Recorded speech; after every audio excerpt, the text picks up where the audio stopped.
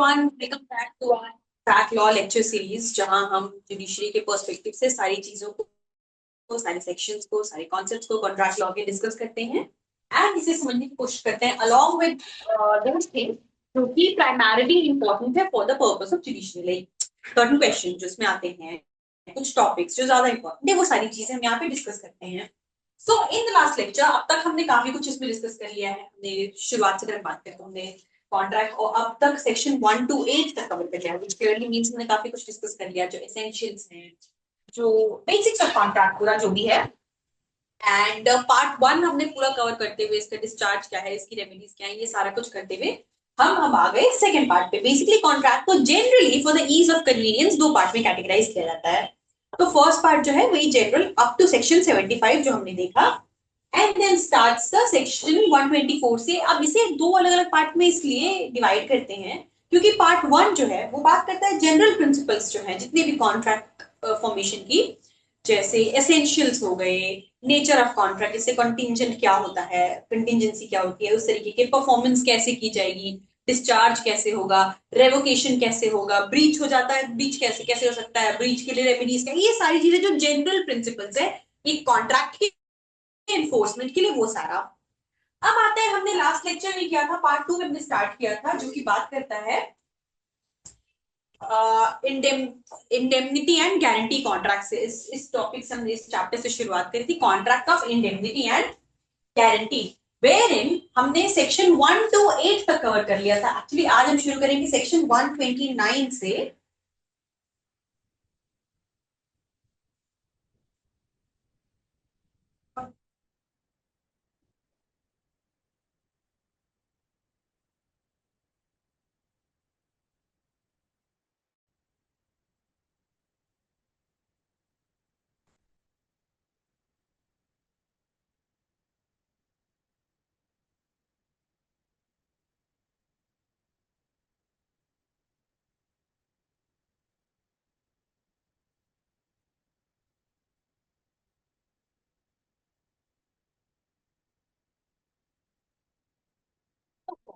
हम section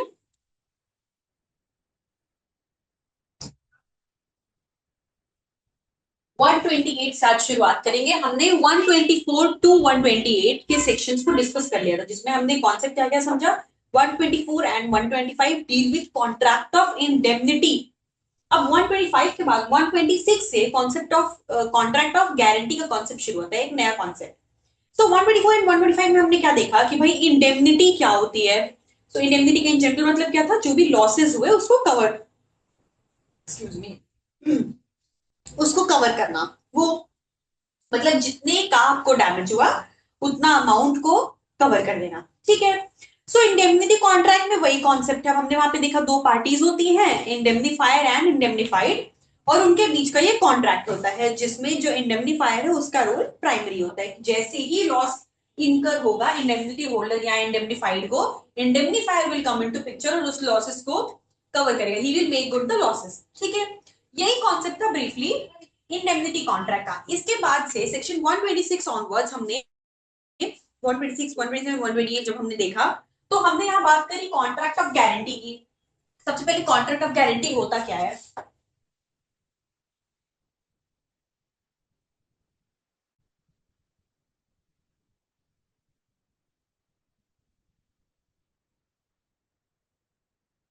contract of guarantee होता क्या है। सो हमने इसमें देखा कि भाई तीन तरीके की पार्टी होती है, एक हो गया श्योरिटी, एक हो गया श्योरिटी या गारंटर जिसे रफली कह सकते हैं, दूसरा प्रिंसिपल डेटर और क्रेडिटर क्रेडिटर।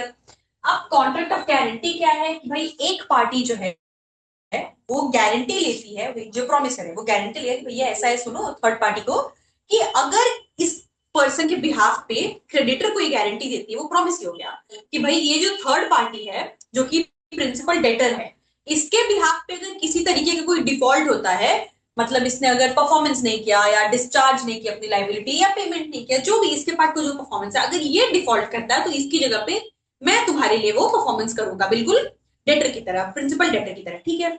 यही कॉन्ट्रैक्ट ऑफ गारंटी हुआ कि एक इंसान की गारंटी लेना, मतलब डेटर की गारंटी जब श्योरिटी ले रहा है और प्रॉमिस किसको कर रहा है, वो कर रहा है क्रेडिटर को। तो तीन पार्टी तीन कॉन्ट्रैक्ट हुआ, हमने यहाँ पे देखा कौन कौन से कॉन्ट्रैक्ट हो गए। सबसे प्राइमरी कॉन्ट्रैक्ट, प्रिंसिपल कॉन्ट्रैक्ट क्या कौन सा होता है, जो क्रेडिटर और डेटर के बीच है। बहुत ऑब्वियस सी चीज है, बिकॉज जब तक वो नहीं होगा, एक प्राइमरी कॉन्ट्रैक्ट, एक प्रिंसिपल कॉन्ट्रैक्ट नहीं होगा क्रेडिटर और डेटर के बीच का, तब तक श्योरिटी का रोल आएगा ही नहीं, क्योंकि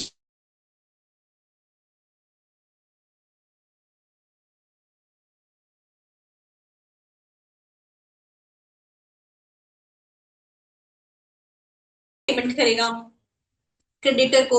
और थर्ड एक इम्प्लाइड कॉन्ट्रैक्ट होता है, जो कि होता है डेटर और श्योरिटी के बीच में, कि भाई अब क्योंकि मैंने तुम्हारे पार्ट का परफॉर्मेंस कर दिया, तुम्हारे बिहाफ पे परफॉर्मेंस कर दिया, तो अब नाउ यू शुड रीइंबर्स मी। ठीक है, तो ये तीन कॉन्ट्रैक्ट्स हुए, ये बेसिक कॉन्सेप्ट होता है कॉन्ट्रैक्ट ऑफ गारंटी का। अब सेक्शन 128 जो है वो ये बात कह रहा था कि भाई जो श्योरिटी है उसकी लाइबिलिटी को एक्सटेंसिव होती है प्रिंसिपल डेटर की तरह। इसका क्या मतलब हुआ, उसकी लाइबिलिटी को एक्सटेंसिव होती है डेटर की तरह, कहने का मतलब है कि वो बिल्कुल डेटर की जैसी होती है, उसके साथ साथ ही चलती है। मतलब जितनी लाइबिलिटी प्रिंसिपल डेटर की होगी उतनी ही लाइबिलिटी श्योरिटी की होगी, यही ये प्रिंसिपल कहता है। तो हमने वो लाइन पढ़ी थी इसे समझने के लिए कि the surety comes into the shoes of the principal debtor, doctrine of subrogation, if you all remember।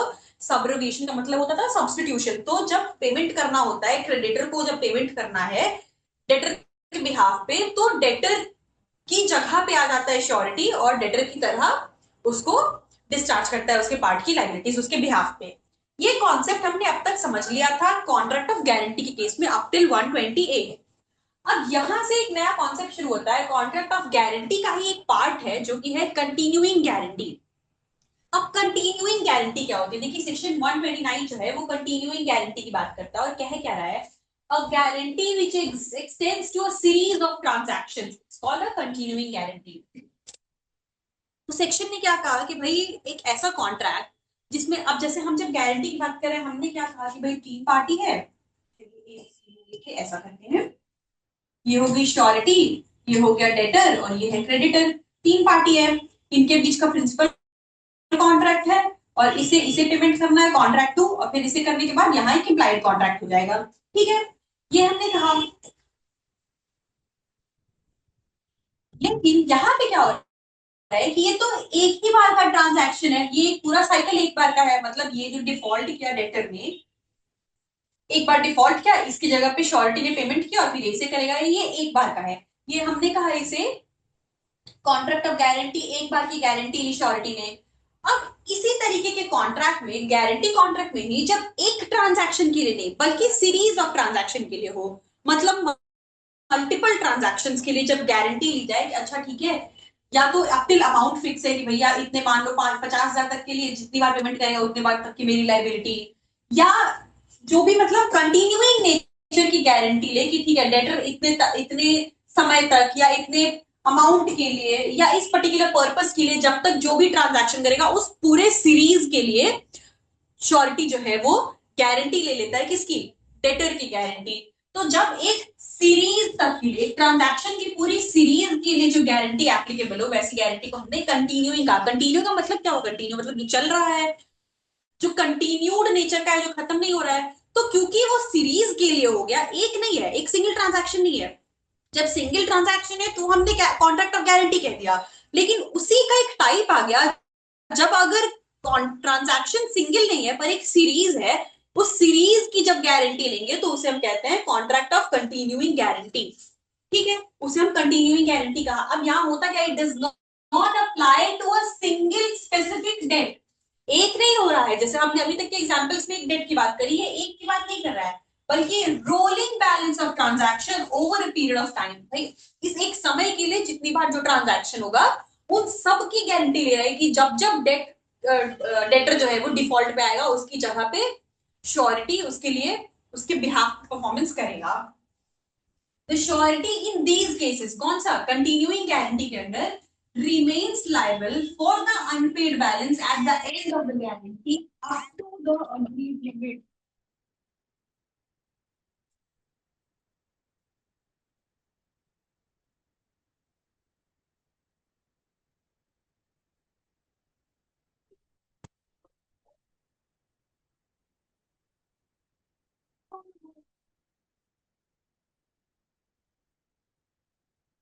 Basically means कि भाई जो श्योरिटी अभी तो हमने देखा कि भाई है क्या कि वो कंटिन्यूड नेचर के लिए गारंटी ले रहा है, ठीक है, जब जब डेटर डिफॉल्ट करेगा उसकी जगह पे श्योरिटी है वो आएगा, वो क्रेडिटर को परफॉर्मेंस करेगा। तो इसका मतलब क्या हुआ, इसका मतलब ये कि भाई जो श्योरिटी है वो लायबल होता है तब तक के लिए जब तक कि पूरा अग्रीड लिमिट के लिए डेटर का पेमेंट ना होता चला जाए। The surety remains liable for the unpaid balance at the end of the guarantee up to the agreed limit. उस लिमिट तक के लिए वो जितनी बार ट्रांजैक्शन होगा अनपेड लिमिट का उतनी बार वो लायबिलिटी उसकी होगी श्योरिटी की।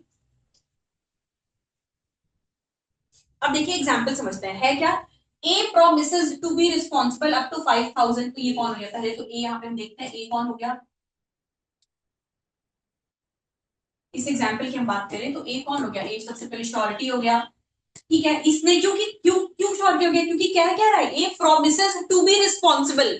तो जो रिस्पॉन्सिबल हो रहा है, जो प्रॉमिस कर रहा है, यानी जो प्रॉमिसर है वो श्योरिटी है। तो क्योंकि ए प्रॉमिस कर रहा है, प्रॉमिसर वो है, तो वो श्योरिटी हो गया, ए श्योरिटी।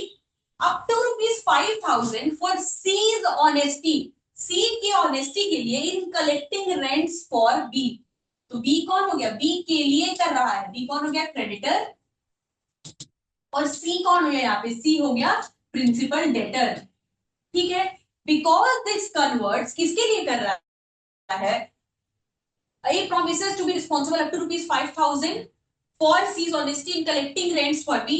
जिसके लिए कर रहा है वो हो जाता है कौन, वो क्रेडिटर होता है, और किसको कर रहा है, बी को प्रॉमिस कर रहा है। बिकॉज दिस कवर्स सब ऑन गोइंग ड्यूटी, कब तक का है वो, रेंट कलेक्ट करने का, एक से रेंट नहीं कलेक्ट कर रहा है, मल्टीपल कलेक्शन है। It is a continuing guarantee. ऐसा ही कोई ट्रांजैक्शन जहां सिंगल नेचर का ट्रांजैक्शन नहीं हो, जहां पे ट्रांजैक्शन मल्टीपल है, सीरीज है, वो कंटिन्यूइंग गारंटी हो गई। दूसरा एग्जांपल देखिए, ए गारंटीज ₹100। आई एम श्योर कि I believe actually I would say कि अब तक I have cleared this concept of कि कौन क्रेडिटर होगा, कौन डेटर होगा, कौन श्योरिटी होगा। तो इस हिसाब से अगर हम इस एग्जांपल में देखें, जो प्रॉमिसर है वो क्रेडिट, वो श्योरिटी है, ठीक है। तो एक गारंटी मतलब प्रॉमिस करने वाला, अगेन ये कौन हो गया, ये हो गया surety. For 100 100 for any $100 for any T B supplies to C। B जो सप्लाई करेगा मतलब B के लिए कर रहा है, B कौन हो गया, प्रिंसिपल डेटर, ये डेटर हो गया, टू सी, सी को कर रहा है, सी कौन हो गया, ये हो गया क्रेडिटर। जिसको प्रॉमिस कर रहा है वो क्रेडिटर हो जाता है, जिसके लिए कर रहा है for any tea B supplies, B के लिए कर रहा है वो डेटर हो गया ना। यहाँ पे क्या है, कह क्या रहा है कि ए ने गारंटी करी कि भाई $100 तक अमाउंट अमाउंट फिक्स कर दिया, इस अमाउंट तक के लिए जितनी बार बी जो है वो सी को सप्लाई करेगा टी, वो उसकी गारंटी लेता है, ठीक है। इसने प्रॉमिस किया कि $100 अमाउंट फिक्स कर दिया यहाँ पे $100, ठीक है। तो मतलब इतने अमाउंट तक के लिए जितनी बार ये ट्रांजैक्शन करेगा इतनी बार ये इसकी गारंटी लेता है, जितनी बार टी सप्लाई करेगा। अब यहाँ क्या होता है, C buys and pays for $100 worth of tea, guarantee stays active, ठीक है। सी ने खरीदा और उसके लिए $100 दे दिए। C later buys $2,000 worth and fails to pay. अब यहां पे क्या हुआ,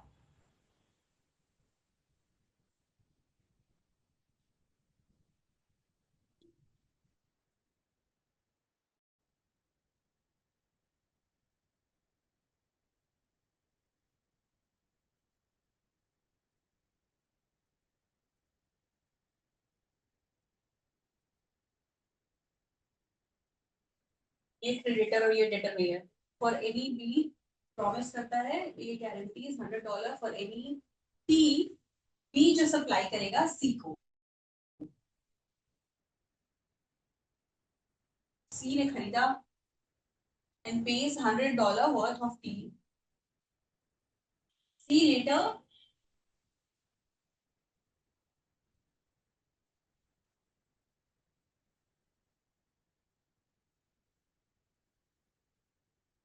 ये क्रेडिटर और ये डेटर है, सॉरी एग्जांपल,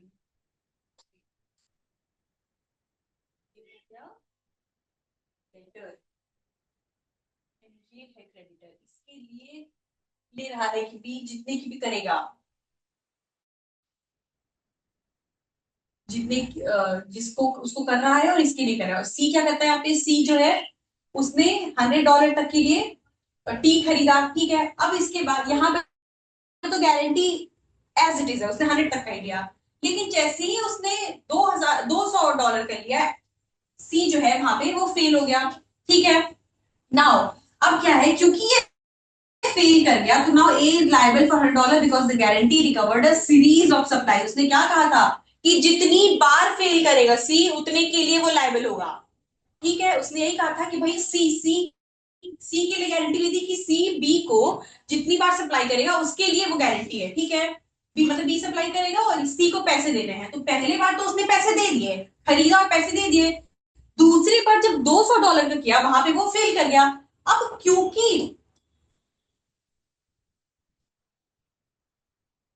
ये कंटिन्यूइंग नेचर का था, ठीक है, पहली बार कंटिन्यूइंग नेचर, पहली बार जो 100 तक किया तो उसका तो पेमेंट कर दिया था। अब यहाँ पे 200 का फील कर गया, तो उसने कहां तक गारंटी दी। See the example is there are three parties, ठीक है। पहला क्या है, श्योरिटी है ए, ए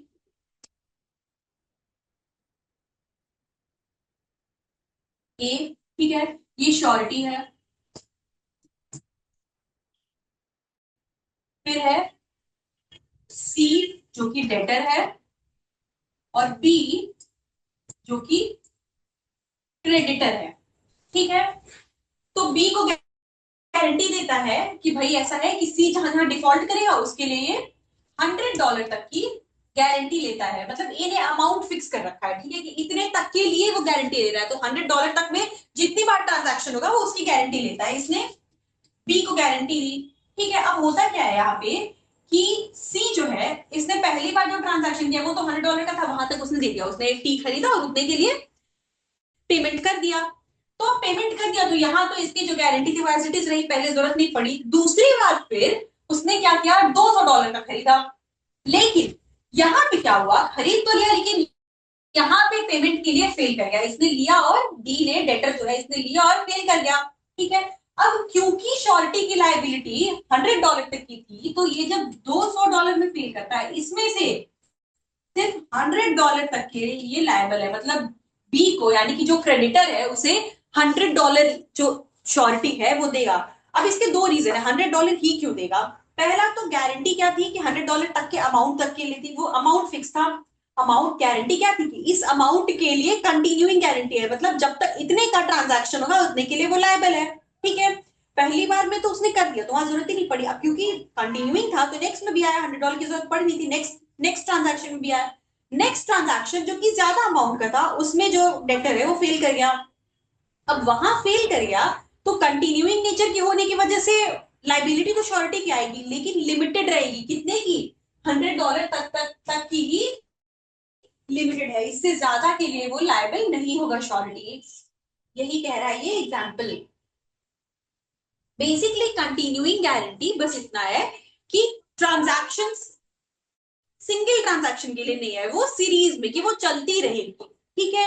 वो एक स्पेसिफिक ट्रांजैक्शन के लिए नहीं है। देखिए डिस्टिंक्शन भी क्लियरली दिया है, स्पेसिफिक गारंटी क्या है और अभी हमने देखा कि कंटिन्यूइंग क्या है। कंटिन्यूइंग समझा कि भाई ऐसा है कि वो कंटिन्यूड नेचर के लिए है, मतलब सीरीज के लिए है, एक के लिए नहीं। Contrary to that applies to a single transaction or a fixed set of items पे एक ट्रांजैक्शन के लिए एप्लीकेबल है। यही मान लीजिए इसी एग्जांपल में ए श्योरिटी था, बी जो है वो डेटर और सी जो है वो क्रेडिटर, ठीक है। अब यहाँ पे क्या होता, अगर ये $100 तक के लिए गारंटी लेता पर कंटिन्यूइंग नेचर का नहीं होता, तो पहले बार में अगर ये डिफॉल्ट नहीं किया, ठीक है, ये डिफॉल्ट नहीं करेगा तो इसकी लाइबिलिटी नहीं आएगी, लेकिन जब इसका जैसे ही डिफॉल्ट करेगा वहां पे कंटिन्यूइंग होने पे उसकी लाइबिलिटी आ जाएगी।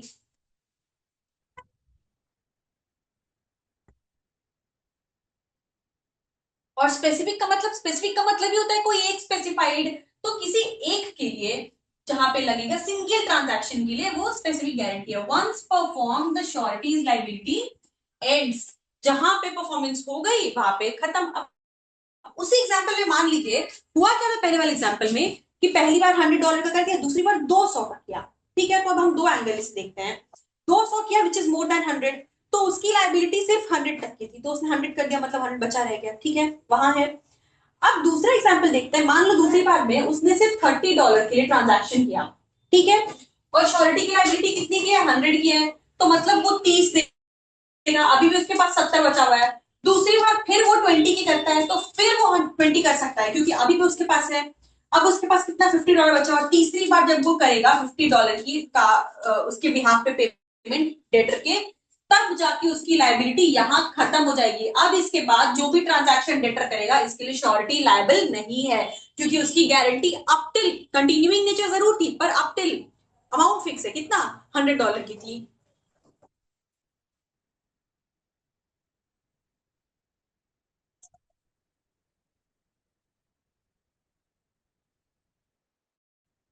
देखिए इसका एग्जाम्पल स्पेसिफिक गारंटी का क्या है, A guarantee is payment for 5 sacks of flour, ठीक है, पांच पांच बोरी किसके लिए, फ्लावर के लिए गारंटी ली ए ने, ठीक है, मतलब ए जो है वो कौन हो गया, श्योरिटी हो गया। B delivers 5 sacks and C pays, ठीक है, बी जो है उसने पांच पांच सैक फ्लावर डिलीवर कर दिया और सी ने पेमेंट कर दिया। अब बाद में क्या हुआ, बी लेटर डिलीवर्स, ये जो है ये परफॉर्मेंस कर रहा है, इसको प्रॉमिस, ये हो गया कौन, ये हो गया डेटर, ये हो गया क्रेडिटर। बी लेटर, पहली बार में बी ने क्या किया कि भाई 5 सैक डिलीवरी की फ्लावर की और सी ने पेमेंट कर दिया, ठीक है। बाद में B later delivers 4 more sacks and C defaults. अब क्या हुआ कि बी ने फिर बाद में 4 बोरी फ्लावर का डिलीवरी करी, लेकिन यहाँ पे सी जो है अब सी डिफॉल्ट हो गया, ठीक है। तो यहाँ पे क्या होगा, ए इज नॉट लायबल, क्यों, ए की लाइबिलिटी नहीं आएगी क्योंकि स्पेसिफिक ट्रांजैक्शन के साथ सिर्फ फर्स्ट के था, जो मैंने पहले वाले एग्जांपल में कहा कि भाई अगर पहली बार में ही, जैसे उसका क्या था, दूसरी पहली बार में 100 था, उसने पेमेंट कर दिया, दूसरी बार में 200 था, तो क्योंकि वो कंटिन्यूइंग नेचर का था तो यहाँ पे लायबल हुआ। लेकिन सिर्फ अगर स्पेसिफिक नेचर का होता, कंटिन्यूइंग गारंटी नहीं होती, दूसरी बार में चाहे अगर $100 पेमेंट कर दिया, डेटर जो है उसने कर दिया होता, यहाँ डिफॉल्ट नहीं हुआ, तो श्योरिटी की लाइबिलिटी यहीं से खत्म हो जाती। We just discuss this, specific मतलब उस स्पेसिफिक ट्रांजैक्शन के लिए, सिर्फ सिंगल ट्रांजैक्शन के लिए, वहां पे अगर डिफॉल्ट नहीं करेगा डेटर तो श्योरिटी वहीं से उसकी लाइबिलिटी खत्म हो जाएगी, डिस्चार्ज हो जाएगा वो। लेकिन अगर कंटिन्यूइंग है तो उसने कर दिया, वो नेक्स्ट पे आएगा, जब डिफॉल्ट करेगा तब उसकी लाइबिलिटी है, क्योंकि वो कंटिन्यूइंग नेचर का है, तो जहां डिफॉल्ट करेगा तब तक आएगी, तब लाइबिलिटी उसकी आएगी। वही यहाँ क्या है, देखिए रिजल्ट क्या होगा, यहाँ पे हम स्पेसिफिक कर रहे पढ़ रहे, तो ए इज नॉट लायबल, पहली बारी में इसने कर दिया, दूसरी बारी में डिफॉल्ट किया, क्यों नहीं लायबल है, क्योंकि the guarantee was specific to first 5 sacks only, पहले ट्रांजैक्शन के लिए था, तो पहले के लिए था, कंटिन्यूइंग नेचर को था नहीं कि दूसरे पे आए, तो क्योंकि पहले वाले का था, यहाँ पे श्योरिटी मतलब क्या है, उसकी लाइबिलिटी है कि वो डिस्चार्ज हो जाएगा, उसकी कोई लाइबिलिटी नहीं बनती है वहां पे। यही कह रहा है, कंटिन्यूइंग और स्पेसिफिक का हमने पढ़ा, वही क्या, कॉन्ट्रैक्ट ऑफ गारंटी, ठीक है। गारंटी हुआ दो तरीके का, उसका दो हो सकता है, पहला कंटिन्यूइंग,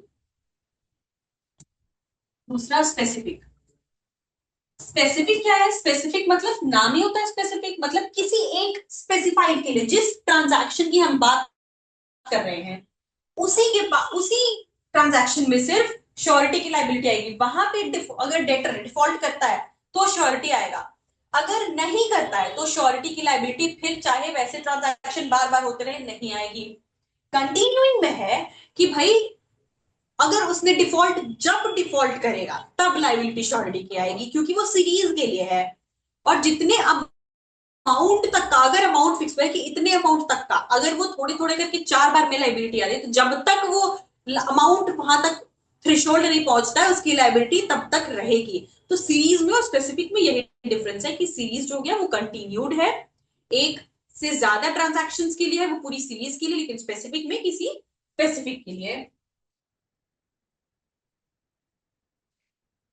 अब आता है इसके रेवोकेशन पे, रेवोकेशन क्या कहता है, रेवोकेशन ऑफ कंटिन्यूइंग गारंटी, है तो हमने समझा कि कंटिन्यूइंग गारंटी होती क्या है, ठीक है, इसे रेवोक कैसे करेंगे, it may be revoked at any time by the surety as to future transactions by notice to the creditor, क्या कह रहा है, हमने देखा कि भाई कंटिन्यूइंग गारंटी में क्या होता है कि जब जब तक डिफॉल्ट नहीं करेगा उस जितने टाइम तक के लिए वो कॉन्ट्रैक्ट बनाया गया है, गारंटी है, तब तक लाइबिलिटी नहीं आएगी। जब डिफॉल्ट करेगा तब डेटर, जब डिफॉल्ट करेगा तब गारंटर की लाइबिलिटी आई, तब उसका रोल आया, तब श्योरिटी आता है पिक्चर में।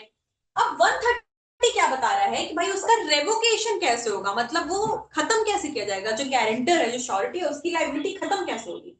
तो सेक्शन में ये कह रहा है कि ज्यादा कुछ नहीं, बस कभी भी कर सकता है श्योरिटी, श्योरिटी कभी भी अपनी लाइबिलिटी खत्म कर सकता है, कैसे, लेकिन फ्यूचर ट्रांजैक्शंस के लिए। अभी ट्रांजैक्शन हुआ नहीं है, ठीक है, मान लो कि 4 ट्रांजैक्शंस के लिए था, फर्स्ट 4 ट्रांजैक्शंस के लिए, या फर्स्ट 4 नहीं कहूंगी, चलिए एक पर्टिकुलर नेचर का है जो एक पूरी सीरीज तक के लिए है, जैसे वही $100 वाले एग्जाम्पल ले लेते हैं कि इस इतने तक के पेमेंट के लिए, इतने तक के शुगर, इतने अमाउंट के शुगर के डिलीवरी के लिए, कि जब तक ये इतना, ये थ्रेशोल्ड है, इतने तक की गारंटी लेता है, ठीक है, ये कंटिन्यू क्योंकि इतने तक की गारंटी ले रहा है श्योरिटी।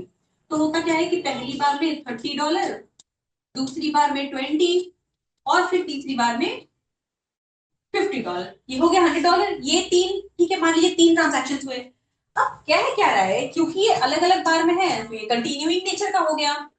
तो 130 क्या कह रहा है कि श्योरिटी जो है वो कभी भी रिवोक कर सकता है, लेकिन at any time revoke may be revoked at any time by the surety, कभी भी कर सकता है as to future transactions, future transaction से पहले by notice to the creditor, creditor को नोटिस देके फ्यूचर ट्रांजैक्शंस के लिए कभी भी वो रिवोक कर सकता है। जैसे एग्जांपल्स देख लीजिए, A in consideration of B is discounting at A's request bills of exchange for C guarantees to be for 12 months, ठीक है, the due payment of all such bills to the extent of 5,000 rupees, 5,000 तक की guarantee. B discounts bill for C to the extent of 2,000 तक के लिए इसने किया। Afterwards at the end of 3 months, इसने गारंटी 5,000 तक की ली थी, ठीक है, बाद में क्या हुआ, afterwards at the end of 3 months, 3 महीने बाद A revokes the guarantee। अब 3 महीने बाद क्या किया, श्योरिटी जो है उसने रिवोक कर लिया। तो रिवोक कैसे करेगा, नोटिस देके, this revocation discharges A from all the liability to B to any subsequent transaction but is liable to B for 2,000 rupees on default of C, ठीक है। अब उसके क्या रहा है सेक्शन, क्या कह रहा था कि फर्दर ट्रांजैक्शन से जो होने वाला है, मतलब फर्दर फ्यूचर ट्रांजैक्शन से वो खुद को रिवोक कर सकता है, लेकिन जितना हो चुका है, जैसे इस एग्जांपल में क्या था कि उसने 5,000 तक की गारंटी थी, उसमें 2,000 का डिस्काउंट हो गया, ठीक है, 2,000 का उसमें हो गया, तो 2,000 उसके बाद उसने जब 3 महीने बाद उसने जब रेवोकेशन किया, उतने में 2,000 का डिफॉल्ट हो चुका था। तो जो श्योरिटी है ये 2,000 के लिए लाइबल होगा, इसने रिवोक किया 3 महीने बाद, ठीक है, तब तक 2,000 का डिफॉल्ट हो चुका था, तो श्योरिटी 2,000 के लिए लाइबल होगा, लेकिन रिवोकेशन के बाद अब जब बाकी के 3,000 के लिए, हालांकि उसने 5,000 की गारंटी ली, तो हुआ 2,000 का, उसके लिए वो अब लायबल नहीं होगा, वो अमाउंट का डिफॉल्ट हो जाए। तो 130 सिर्फ ये कह रहा है कि जब रिवोक करेगा जो श्योरिटी है, वो सिर्फ एक नोटिस देके, मतलब एक इन्फॉर्म करके, कायदे से फॉर्मली इन्फॉर्म करके क्रेडिटर को नोटिस से वो क्या हो सकता है, वो अपनी लाइबिलिटी से डिस्चार्ज हो सकता है, लेकिन फ्यूचर लाइबिलिटी से उसके पीरियड के दौरान जब तक वो रिवोक नहीं करता है, जितना डिफॉल्ट हो चुका उसके लिए वो लायबल होगा। This is what section 130 is.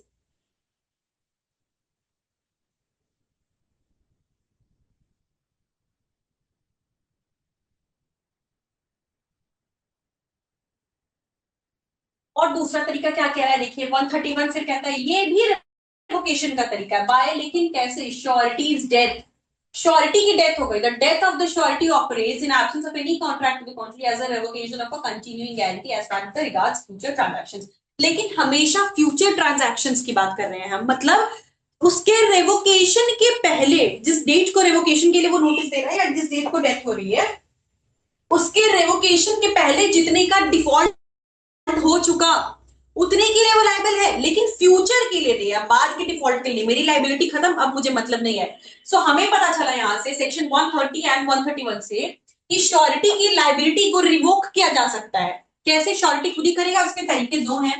पहला तरीका क्या हो गया, 130 बताता है कि नोटिस टू क्रेडिटर, क्रेडिटर को एक नोटिस दे दो कि भाई मेरी लाइबिलिटी ऐसा है, अब खत्म ये। और 31 बताता है कि श्योरिटी की जब डेथ होता है, अगर श्योरिटी की डेथ हो जाती है तो वहां से भी उसकी लाइबिलिटी खत्म हो जाएगी, लेकिन किसके लिए, फ्यूचर ट्रांजैक्शंस के लिए।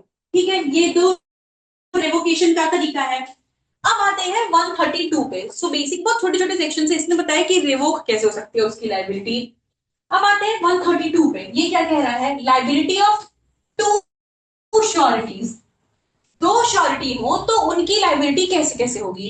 ठीक है, क्या कह रहा है, देखिए, two people contract with a third person, मान लो ए और बी दो लोग हैं, टू अंडरटेक अ लाइबिलिटी, मतलब को श्योरिटी का कॉन्सेप्ट आ गया। अभी तक हम चल रहे थे श्योरिटी, अब 132 इंट्रोड्यूसेस द कॉन्सेप्ट ऑफ को श्योरिटी। श्योरिटी कौन हो रहा था, एक इंसान जो किसी के लिए गारंटी ले रहा था कि भाई ये डिफॉल्ट करेगा थर्ड पर्सन तो will come into picture and will make good the losses. ठीक है, 132 एक नया कॉन्सेप्ट इंट्रोड्यूस कर रहा है कि दो लोग श्योरिटी ले रहे हैं। अभी क्या था, ए जो है वो श्योरिटी है, बी जो है वो डेटर है, और सी जो है वो क्रेडिटर है। ठीक है, यहां पे क्या हुआ, थोड़ा सा चेंज हो रहा है अब, क्योंकि को श्योरिटी बह गया, दो लोग आ गए, लाइबिलिटी ऑफ टू श्योरिटीज, दो श्योरिटी है, तो ए प्लस डी, ये दो लोग हो गए श्योरिटी, श्योरिटीज हो गए। ठीक है, 132 यही बात कह रहा है, when two persons contract with a third person to undertake a certain liability, ये दो पर्सन कौन हो गए, दो श्योरिटीज, श्योरिटी प्लस को श्योरिटी। ठीक है, दो श्योरिटीज किसी से कॉन्ट्रैक्ट करते हैं लाइबिलिटी लेने के लिए, मतलब प्रॉमिस करते हैं, किससे करते हैं, क्रेडिटर से, क्रेडिटर के साथ प्रॉमिस करते हैं अगर कि वो लाइबिलिटी उठाएंगे, and also contract with each other, और एक दूसरे के साथ भी। अब यहाँ देखिए और भी कॉन्ट्रैक्ट आ गए, एक दूसरे के साथ भी कॉन्ट्रैक्ट है, that each one of them shall be liable only on the default of the other, कि भाई अगर ए और डी दो लोग हैं तो अब इन दोनों के पीछे कैसा कॉन्ट्रैक्ट है कि भैया ऐसा है, ए डिफॉल्ट करेगा तो डी जो है वो बन जाएगा श्योरिटी, और अगर डी डिफॉल्ट कर गया तो ए बन जाएगा श्योरिटी और डेटर की जगह पे आ जाएगा। इनका आपस में भी एक कॉन्ट्रैक्ट है। The third person not being a party to such contract, third person कौन है यहाँ पे, डेटर, सॉरी डेटर नहीं, creditor, third person not being party to such a contract, the liability of each of such two persons to the third person under the first contract is not affected by the existence of second contract। मतलब third person यहाँ कौन है, creditor, creditor से ही तो surety contract करती है कि भाई हम आपके लिए जो भी आपका क्या आपके लिए गारंटी ले रहे हैं, मतलब आपको गारंटी दे रहे हैं कि अगर डिफॉल्ट होगा तो हम उसको उसकी जगह पे आपको कॉम्पनसेट करेंगे। ठीक है, हम वो परफॉर्मेंस करेंगे। सो अब यहाँ क्या है, ये क्या कह रहा है कि भाई श्योरिटी के साथ, क्योंकि दो श्योरिटी हैं, अब इन दोनों ने आपस में एक कॉन्ट्रैक्ट किया, इन दोनों ने मिलकर पहले तो किया क्रेडिटर के साथ एक कॉन्ट्रैक्ट की, ठीक है हम मिलके हम करेंगे आपके लिए, हम दोनों श्योरिटीज है और हम दोनों गारंटी लेते हैं डेटर की कि अगर कुछ डिफॉल्ट होता है इसके पार्ट पे तो will come into picture and हम गारंटी ले रहे हैं। ठीक है, अब इनके बीच आपस में भी एक अरेंजमेंट है, इनकी क्या अरेंजमेंट है कि भाई क्योंकि दो है, मान लो एक श्योरिटी वन,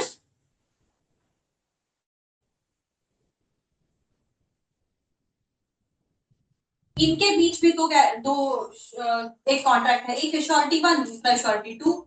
श्योरिटी वन क्या इस कॉन्ट्रैक्ट में क्या कहता है कि अगर श्योरिटी वन डिफॉल्ट हो गया तो पूरी की पूरी गारंटी फिर किसकी, कौन लाइबिलिटी किसकी आएगी, श्योरिटी टू की, और अगर श्योरिटी टू डिफॉल्ट हो गया तो पूरी की पूरी लाइबिलिटी आ जाएगी श्योरिटी वन की। ये इनके बीच का कॉन्ट्रैक्ट है, लेकिन इस कॉन्ट्रैक्ट के बारे में कि इनका आपस में अरेंजमेंट है ये क्रेडिटर को नहीं पता है, मतलब क्रेडिटर नहीं जानता है। क्रेडिटर का क्या है, क्रेडिटर बस इतना जानता है कि इन दोनों ये श्योरिटीज है, दोनों श्योरिटी ले रहे हैं, दोनों गारंटी ले रहे हैं, इनके आपस का क्या अरेंजमेंट है उससे क्रेडिटर को कोई मतलब नहीं, उसको कोई जानकारी नहीं है। ठीक है, तो इनके आपस की कॉन्ट्रैक्ट की वजह से जो क्रेडिटर के साथ इनका कॉन्ट्रैक्ट है इससे उसका कोई अफेक्ट नहीं होगा, उससे कोई मतलब नहीं है। Although such third person may have been aware of its existence, चाहे पता हो या ना हो इस अरेंजमेंट के बारे में, क्रेडिटर से होने वाला कॉन्ट्रैक्ट इससे बिल्कुल अफेक्टेड नहीं होगा।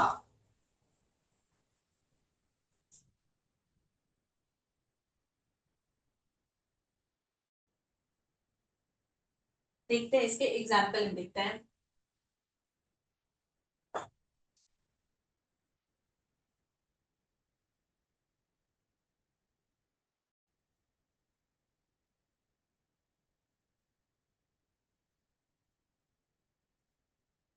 मतलब किसकी बात कर रहा है, ये हो गया जॉइंट श्योरिटी। ठीक है, जॉइंट श्योरिटी क्योंकि दो लोग हैं। एग्जाम्पल देखिए, जैसे A and B make a joint and several promissory note to C. Several का मतलब, सेवरल मतलब बहुत सारे नहीं, मतलब सेपरेट, अलग अलग भी।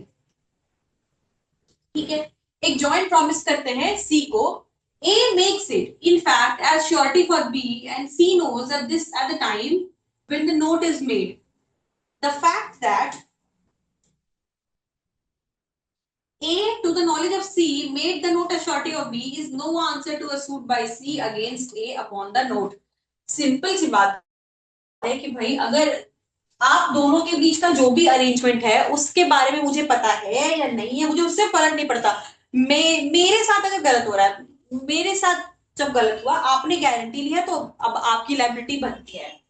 तो ये सेक्शन यही कह रहा है, if even if the creditor knows about this private arrangement, उनके आपस के बीच की बात उनको पता है कि भाई उनके बीच कैसा है कि एक लायबिलिटी एक से एक फेल करता है तो दूसरा करेगा, दूसरा फेल करेगा तो पहला करेगा, उनके बीच का ये अरेंजमेंट है, इस बारे में पता भी है। It does not affect the creditor's right. Creditor का right as it is there. Creditor का राइट मतलब क्या, मतलब जहां पे उसको लॉस हो रहा है, जैसे ही वहां पे, मतलब जिस मोमेंट डेटर जो है वो फेल करता है, वहां पे अब आप आपस में देख लो कौन पिक्चर में आएगा, लेकिन मेरा ये राइट है कि भैया मुझको अब गारंटी ली है तो अब आओ, अब आप करो, अपना परफॉर्मेंस करो। क्या है, both A and B, A and B कौन है, ये हो गया श्योरिटी वन, ये हो गया श्योरिटी टू, दोनों remain jointly and severally liable to C under the original contract. दोनों ही लायबल है, दोनों लायबल है आपस में, दोनों जॉइंटली भी है और इंडिविजुअली भी है। सेवरली मतलब सेपरेटली, इंडिविजुअली, जॉइंटली भी और इंडिविजुअली भी, क्योंकि दोनों श्योरिटी हो, आप पूरे श्योरिटी हो तो आप दोनों की लायबिलिटी बनती है।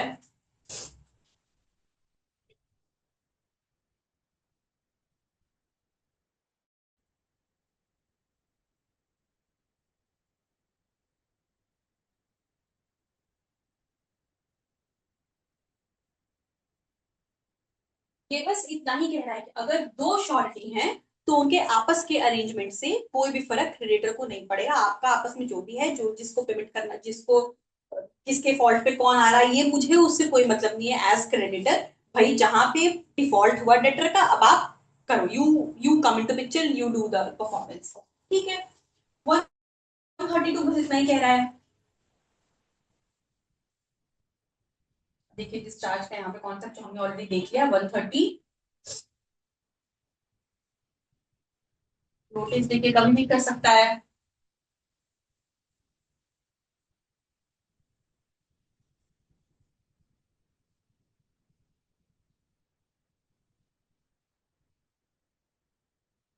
दूसरा फिर से रेवोकेशन के लिए कि श्योरिटी की डेथ से, जो भी डिस्कस्ड।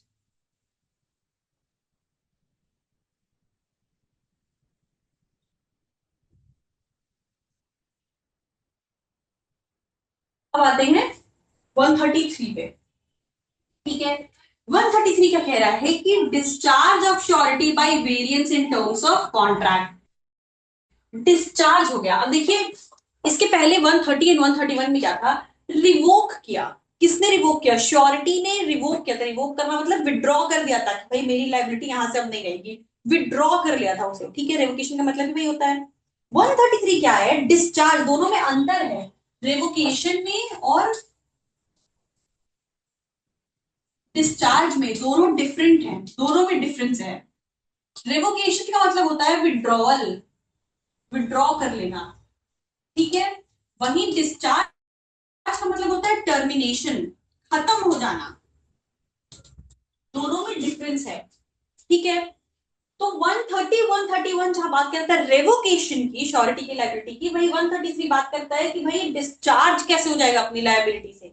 तो कैसे होता है, एनी वेरिएंस, कोई भी डेविएशन, कॉन्ट्रैक्ट के टर्म्स में कोई भी deviation made without the sureties consent, मतलब श्योरिटी के कंसेंट के बिना अगर कॉन्ट्रैक्ट के टर्म्स में कोई वेरिएशन होता है in the terms of the contract between principal debtor and creditor, मतलब मान लो आपस में दोनों सेटल कर लिए, भाई मेरा तो लॉस हो गया बड़ा, तुम्हारी गारंटी मैंने ले ली, तुम लोग आपस में सेटल कर गए।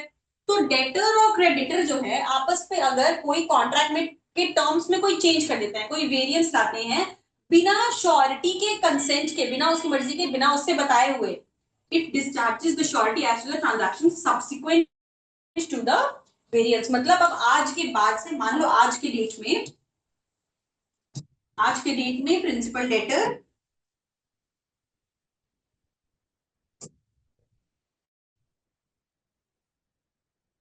आज के डेट से प्रिंसिपल डेटर और क्रेडिटर इन दोनों ने क्या किया कि भाई कॉन्ट्रैक्ट जो है उसके टर्म्स में कुछ चेंज कर दिया, एनी वेरिएंस कोई भी चेंज कर दिया, ठीक है, टर्म्स को चेंज कर दिया, आपस में सेटल कर लिया। अब आज की डेट से, यहां से इसके बाद से श्योरिटी जो है वो डिस्चार्ज हो जाएगा, उसकी कोई लाइबिलिटी नहीं, अब उसकी लाइबिलिटी खत्म।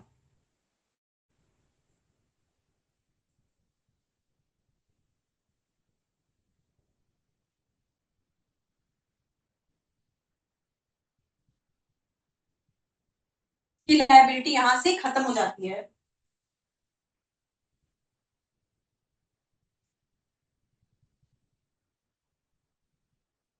ठीक है, यही कह रहा है सेक्शन 123।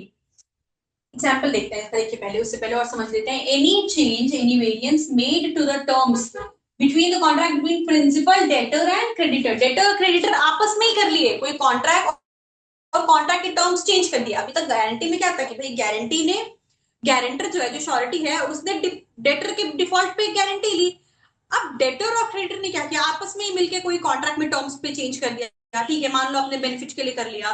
तो अब जहां ऐसा होता है विदाउट द श्योरिटीज कंसेंट, ऐसा होते ही श्योरिटी के कंसेंट के बिना जहां ऐसा कोई चेंज लाएगा कॉन्ट्रैक्ट में, यहां से श्योरिटी की लाइबिलिटी खत्म। अब मेरी कोई जिम्मेदारी नहीं बनती है। लेकिन यहाँ पे क्या स्कोप क्या है कि भाई जिस मोमेंट ये डिस्चार्ज होगा, वहां से सारे सब्सिक्वेंट टू द वेरिएंस, इसके बाद होने वाले सारे, मतलब वेरिएंस के बाद से अब उसकी लाइबिलिटी खत्म, अब कोई उसकी लाइबिलिटी नहीं बचेगी उसके बाद वाले फर्दर ट्रांजैक्शन से।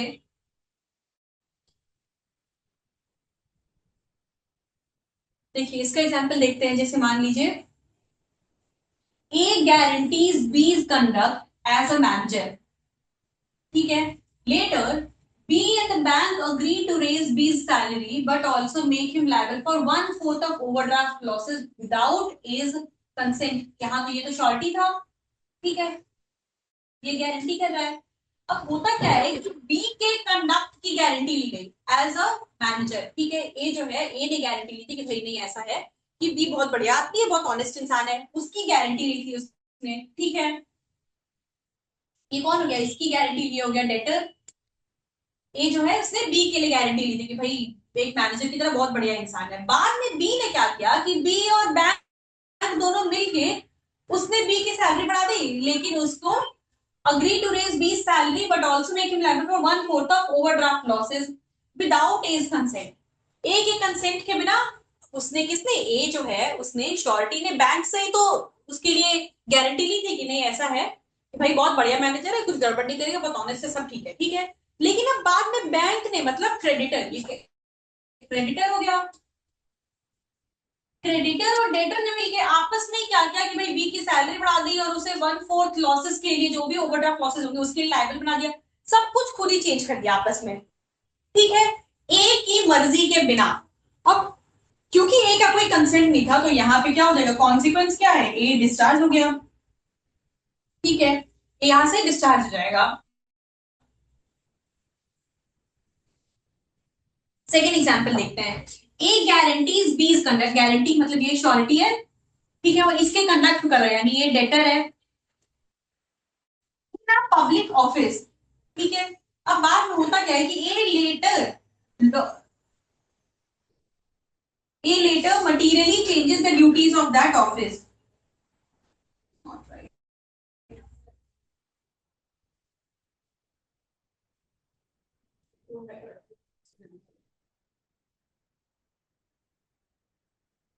वो करते हैं बाद में डिस्कस, कुछ कुछ प्रॉब्लम है।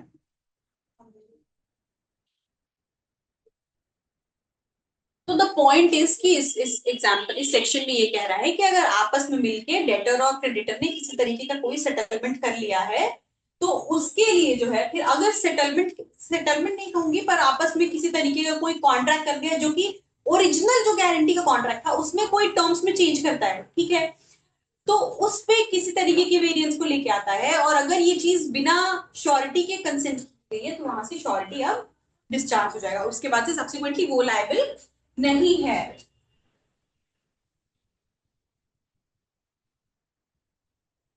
देखिए फिर एक दूसरा एग्जांपल देखते हैं, यहाँ पे क्या है, ए गारंटीज मतलब ये कौन हो गया, श्योरिटी, ठीक है, this amount for oil supplied to be on credit, ठीक है,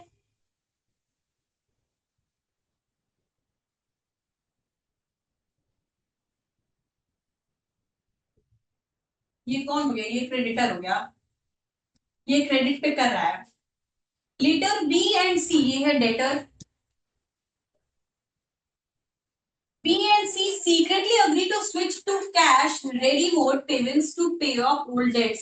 अब इन्होंने आपस में जिसको गारंटी दिया था, जिसके लिए गारंटी दिया था, इन्होंने बाद में मोड ऑफ पेमेंट चेंज कर दिया, इतने अमाउंट तक के लिए गारंटी दिया था लेकिन इन्होंने बाद में मोड ऑफ पेमेंट को है बाद में चेंज कर दिया, कॉन्ट्रैक्ट में वेरिएंस करके और आपस में ही चेंज कर लिया बिना मर्जी के, बिना किसकी श्योरिटी के कंसेंट के, कॉन्ट्रैक्ट के टर्म्स में वेरिएंस ला दिया। तो यहाँ क्या है, change in the nature of the transaction discharges as liability for any good supplied after this new arrangement. अब उनकी आपस में इस अरेंजमेंट के बाद अब यहाँ से श्योरिटी की लायबिलिटी खत्म हो गई।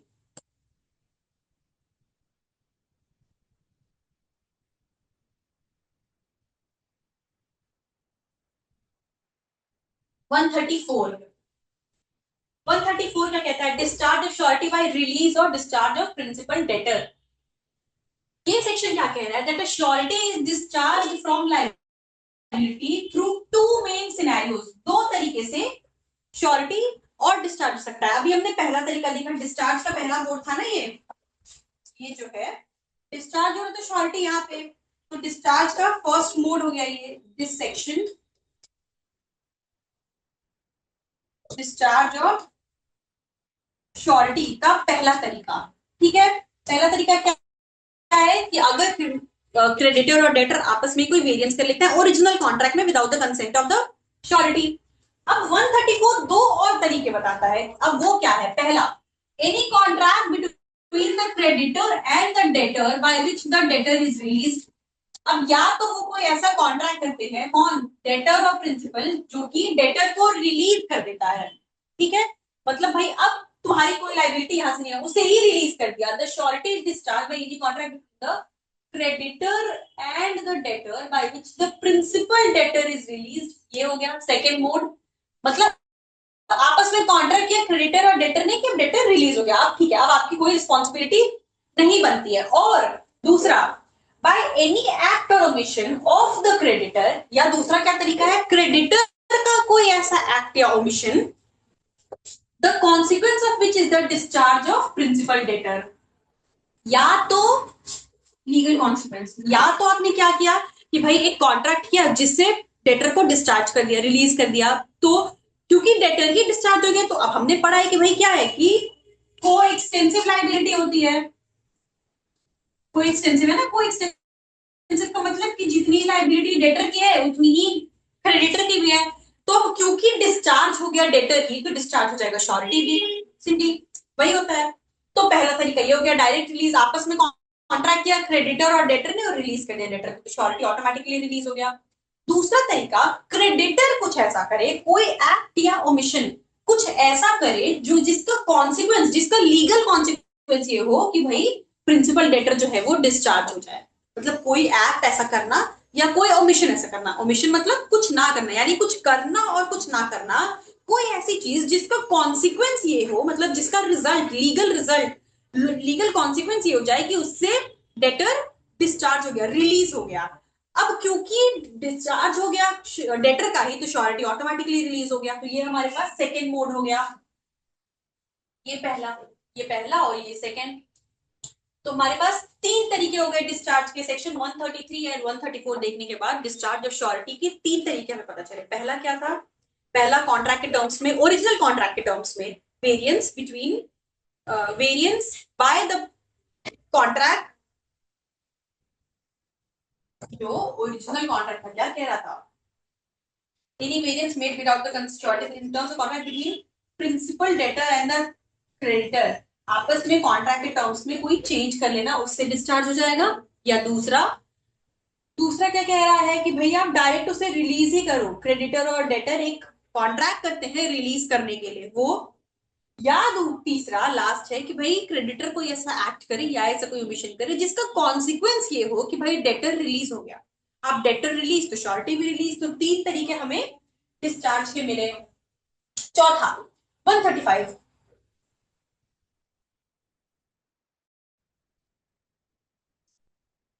देखिए रीजन जो अभी अभी हमने मैंने कहा कि surety is liability is coextensive with the debtor, तो जब primary debt no longer exist the shadow must also vanish. Guarantee जो था, अब जब डेटर ही डिस्चार्ज हो गया तो मेरी कहां से लायबिलिटी आएगी, श्योरिटी तो ऑटोमेटिकली रिलीज हो जाएगा। दूसरा एक्ट और ओमिशन, ठीक है, जैसे क्या हो सकता है, contract A agrees to build a house for B, B is responsible for supplying the timber। Guarantee क्या है कि C guarantees that A will finish the house। बाद में क्या होता है कि क्रेडिटर जो है fails to supply the timber, creditor को जो टिम्बर सप्लाई करते थे अब उसी ने ही नहीं किया। अब क्योंकि वहां ओमिशन हो गया तो इससे क्या हुआ, because B's omission prevents A from working। अब क्योंकि उसने ओमिशन कर दिया, जो क्रेडिटर था उसने ओमिशन कर दिया, अब क्रेडिटर के ओमिशन की वजह से डेटर अपना काम नहीं कर पाएगा। डेटर क्या था, घर बनाना था ना, वो तो कर नहीं पाएगा, consequently A is legally discharge. अब भाई वो डिस्चार्ज हो गया और क्योंकि वो डिस्चार्ज हो गया सी इज आल्सो डिस्चार्ज, ठीक है।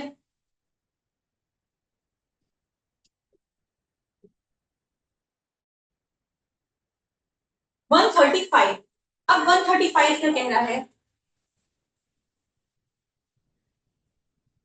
a contract between creditor and the principal debtor by which the creditor makes a composition with or promises to give time to or not to sue the principal debtor discharges the surety unless the surety assents to such contract। अब यहाँ क्या हो रहा है कि creditor और debtor आपस में कॉन्ट्रैक्ट किए, ठीक है, जिसमें क्रेडिटर ने क्या किया कि भाई या तो प्रॉमिस कर दिया कि ठीक है चलो तुमको थोड़ा और टाइम देता हूं, डेटर को थोड़ा और समय दे दिया, या कॉम्पोजिशन में उसके साथ सेटलमेंट करने के लिए रेडी हो गया, कॉम्पोजिशन इज सेटलमेंट करने के लिए उसके साथ सेटलमेंट करने के लिए रेडी हो गया, या उसे और टाइम दे दिया, या उसे कहा कि चलो ठीक है भाई तुम पे केस नहीं करूंगा, नॉट टू सू। ये तीन केसेस हैं, तीन केसेस क्या बताया कि भाई या तो पहले उसके साथ सेटलमेंट कर लिया कॉम्पोजिशन, ठीक है, उसके साथ सेटलमेंट कर लिया, या फिर एक कॉन्ट्रैक्ट करता है डेटर और क्रेडिटर आपस में कि आपस में सेटलमेंट कर लेंगे, या फिर दूसरा जहां क्रेडिटर कहता है डेटर को कि चलो भाई ठीक है आई नॉट सू यू, तुम पे केस नहीं करूंगा, या तीसरा कहता है कि भाई चलो ऐसा है तुम्हें थोड़ा और वक्त दिया, तुम अपना परफॉर्मेंस करो, तुम्हें वक्त मान लो अगर ये 6 महीने के लिए था वो कहता है कि चलो मैं तुम्हें 3 महीने और देता हूं। तो अगर वक्त देने के लिए टाइम और देने के लिए भी क्रेडिटर ने कहा, लेकिन तो लेकिन किस कब, जबकि श्योरिटी का यहाँ पे कंसेंट ना हो, लिखा क्या है, unless the surety assents to such contract, अगर परमिशन नहीं देगा मतलब विदाउट कंसेंट है, अगर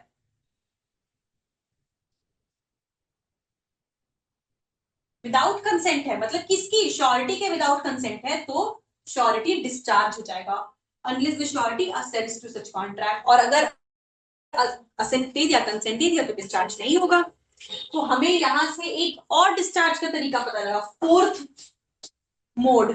फोर्थ मोड क्या है, डेटर और क्रेडिटर आपस में एक कॉन्ट्रैक्ट करते हैं जिससे क्रेडिटर या तो डेटर को समय और दे देता है, या उसके साथ सेटलमेंट के लिए रेडी हो जाता है, या फिर कहता है भाई चलो तुम पे केस नहीं करूंगा, इसके लिए रेडी हो जाता है। तो और कब, श्योरिटी के कंसेंट के बिना, श्योरिटी के कंसेंट के बिना, तब उस केस में यहाँ पे श्योरिटी डिस्चार्ज हो जाएगी, ठीक है। श्योरिटी लायबिलिटीज सेकेंडरी, ये तो हमने अभी सब देख लिया था, पहले ही देख लिया था कि श्योरिटी की लायबिलिटी सेकेंडरी होती है। Now if the creditor alters the primary contract with the principal debtor without the surety's consent, यही तो हमने पहले भी देखा अभी कि जहां कंसेंट नहीं है श्योरिटी का, और अगर तुम प्राइमरी टर्म्स जो है उसमें ही चेंज कर दे रहे हो, वेरिएंस पढ़ा था ना इसके पहले वेरिएंस वाला कि भाई कंसेंट के बिना अगर वेरिएंस कर दिया कॉन्ट्रैक्ट के टर्म्स में प्रिंसिपल डेटर और क्रेडिटर ने मिलके तो डिस्चार्ज जाएगा श्योरिटी। वही प्रिंसिपल यहाँ भी है। अब यहाँ पे किस चीज के लिए स्पेसिफिक रीजन देगा, composition is settlement, extension of time, time और दे रहा है, या फिर कहता है भैया चलो तुम पे केस नहीं करूंगा, तो यहाँ पे श्योरिटी डिस्चार्ज हो जाएगा।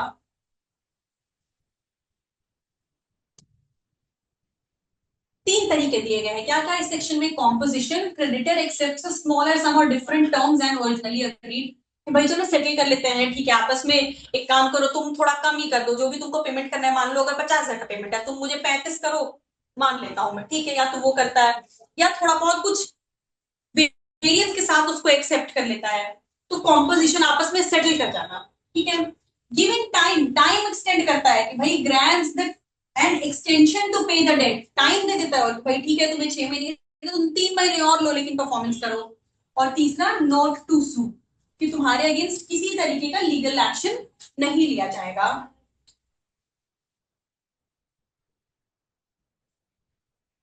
अगर हम देखें, ये देखा जाए 135 सेक्शन जो है, don't you think this is an extension of section 133? कहीं ना कहीं सेक्शन 133 में क्या कहा कि भाई टर्म्स में कोई वेरिएंस अगर कर रहे हैं बिना कंसेंट के, डेटर और क्रेडिटर मिलके बिना श्योरिटी की कंसेंट के, तो श्योरिटी रिलीज 130 135 जो है वो भी यही बात कह रहा है, वो भी तो यही कहा। अब इसने तीन अलग अलग तरीके स्पेसिफिकली बता दिया, तीन रीजन दे दी, या तो कंपाउंड करने के लिए, या फिर टाइम एक्सटेंड करने के लिए, या फिर सू नहीं करने के लिए, ये तीन रीजन दे दिए क्या। इन तीन रीजन से अगर कॉन्ट्रैक्ट में वेरिएंस लेके आ रहे हैं डेटर और क्रेडिटर, तो उसी का ही तो एक्सटेंशन हुआ या स्पेसिफिकेशन कह लें। 133 is more like a general provision and 135 is more specific in terms of कि भाई इसमें रीजंस दे रखे हैं।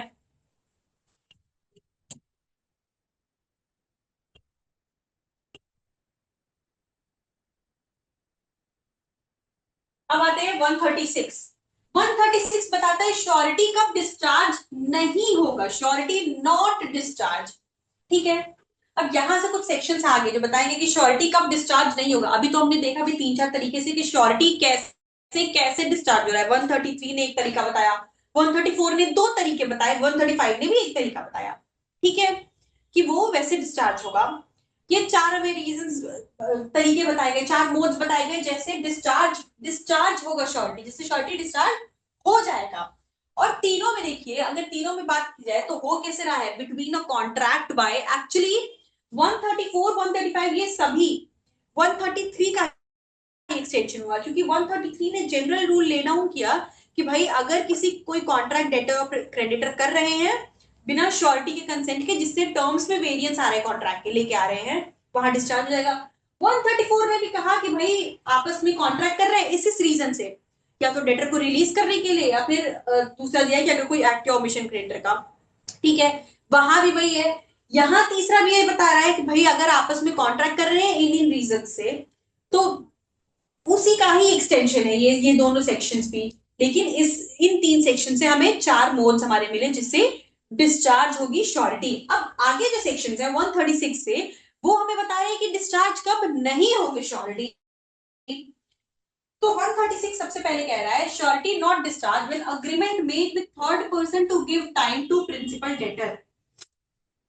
When a contract to give time to the principal debtor is made by the creditor with the third person and not with the principal debtor, the surety is not discharged.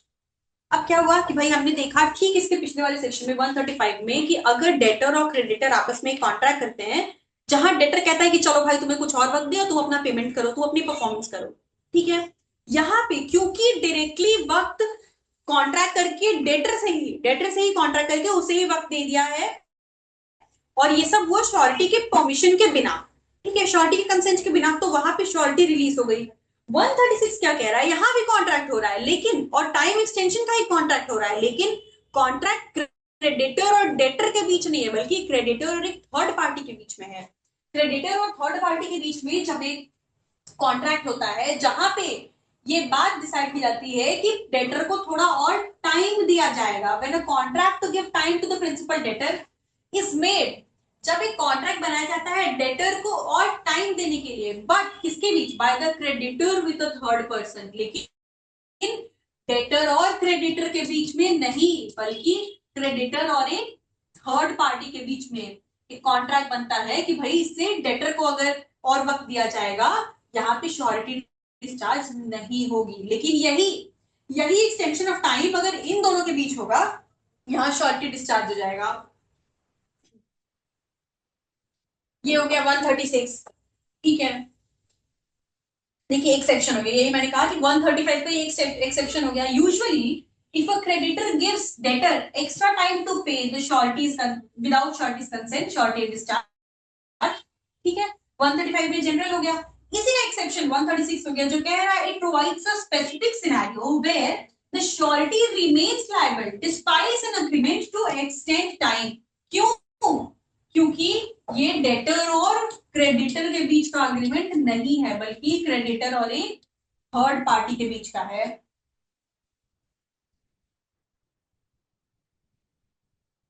For a surety to be discharge, जो कि 135 में कह रहा है, there must be a variation in the original contract between creditor and principal debtor। Extend करने के लिए इन दोनों के बीच में होना चाहिए अग्रीमेंट में। द स्ट्रेंजर यानी third party does not alter the legal relationship between creditor and the principal debtor. भले भले वो कॉन्ट्रैक्ट क्यों हुआ है, डेटर को ही टाइम एक्सटेंड करने के लिए, डेटर के लिए ही किया गया कि भाई उसको ही और टाइम दिया जा सके, लेकिन हुआ किसके साथ है? थर्ड पर्सन के साथ, डेटर के साथ नहीं। तो यहां श्योरिटी नहीं डिस्चार्ज होगी, लेकिन डायरेक्टली जब डेटर के साथ होगा वही कॉन्ट्रैक्ट अगर, तो वो श्योरिटी को डिस्चार्ज कर देगा।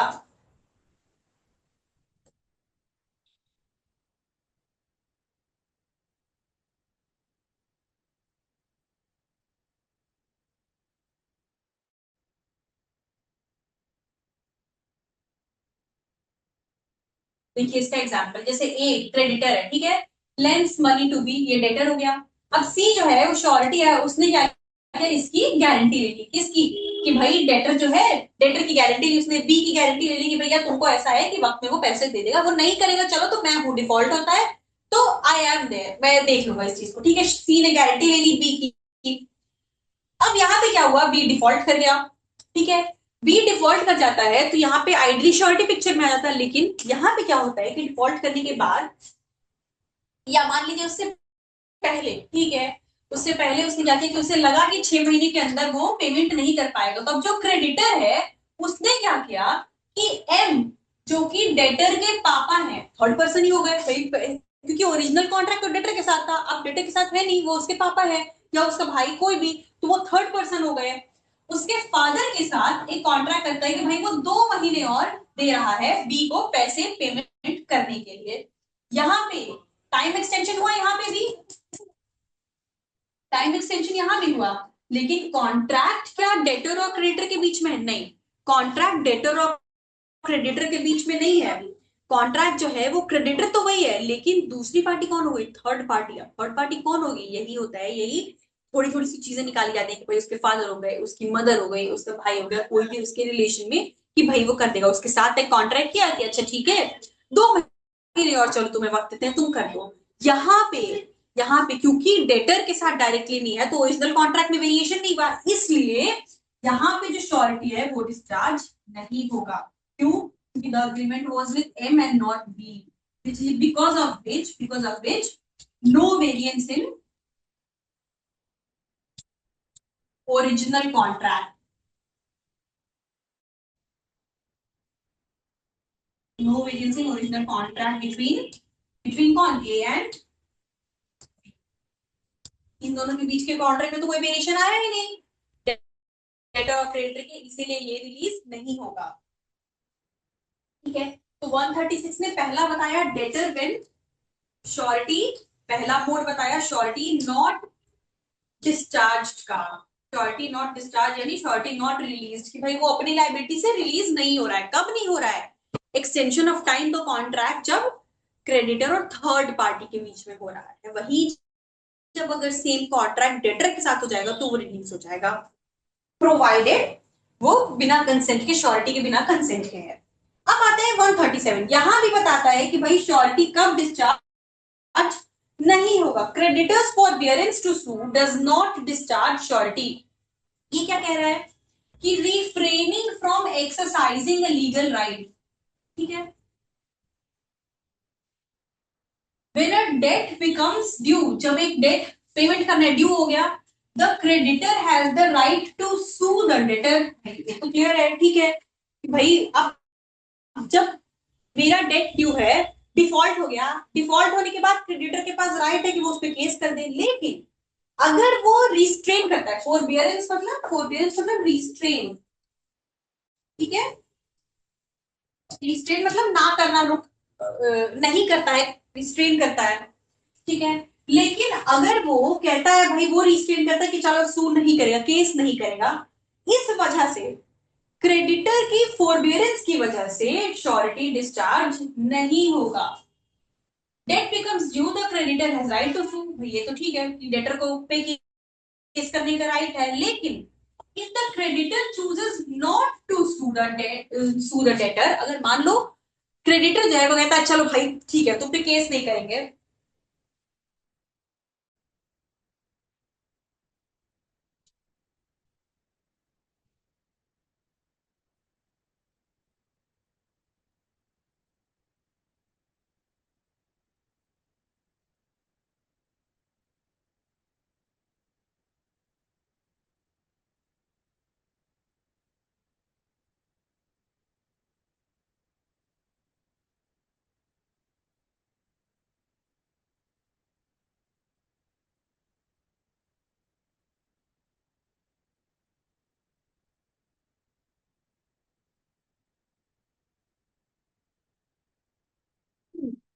तो यहाँ पे क्या है कि भाई अब राइट तो है क्रेडिटर के पास, लेकिन क्रेडिटर क्या कहता है कि भाई चलो ठीक है, ही चोजेस, उसके ऊपर कोई कंपल्शन नहीं है, लेकिन मर्जी से वो कहता है कि चल भाई ठीक है केस नहीं करते हैं, he chooses not to sue the debtor. वहां पे वहां पे क्या होगा, दिस इज कॉल्ड, पहली चीज तो ये कि इसे ही हम फॉरबियरेंस कह रहे हैं, लेकिन इस वजह से इसे हम फॉरबियरेंस कह रहे हैं कि if the creditor chooses not to sue immediately, this called forbearance. लेकिन यहाँ क्या कह रहा है कि ये तो फॉरबियरेंस मतलब हो गई मेयर फॉरबियरेंस। फॉरबियरेंस मतलब कि भाई चल ठीक है, चूज करना है कि तुम पे केस नहीं करते, रिस्ट्रेन करना on the part of the creditor to sue the debtor, कि भाई तुम पे केस नहीं करेंगे, डेटर को अगर कहता है कि भाई वो चूज करता है कि डेटर पे केस नहीं करेगा, और to enforce any other remedy against him does not, वो कहता है कि तुम पे केस नहीं करेंगे या कोई और, डेट डिफॉल्ट हो गया, ठीक है। अब यहाँ पे राइट अराइज होता है क्रेडिट का, आइडली यहाँ पे क्रेडिटर का राइट अराइज होता है, राइट बनता है कि वो चाहे तो उसको सू कर सकता है, लेकिन वो अपने ही राइट को एक्सरसाइज नहीं करना चूज करता है, और मर्जी से करता है, कोई कंपल्शन नहीं है, ही चूजेस नॉट टू। पहला क्या हुआ, डेटर डिफॉल्ट, ठीक है।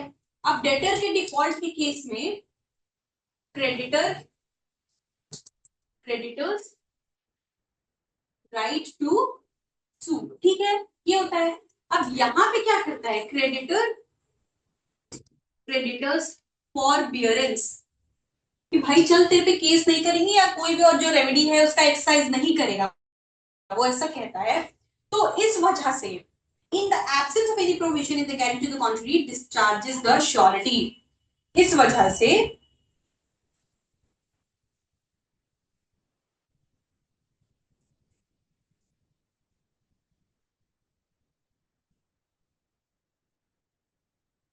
श्योरिटी सिर्फ सिर्फ इस वजह से डिस्चार्ज नहीं हो जाएगा।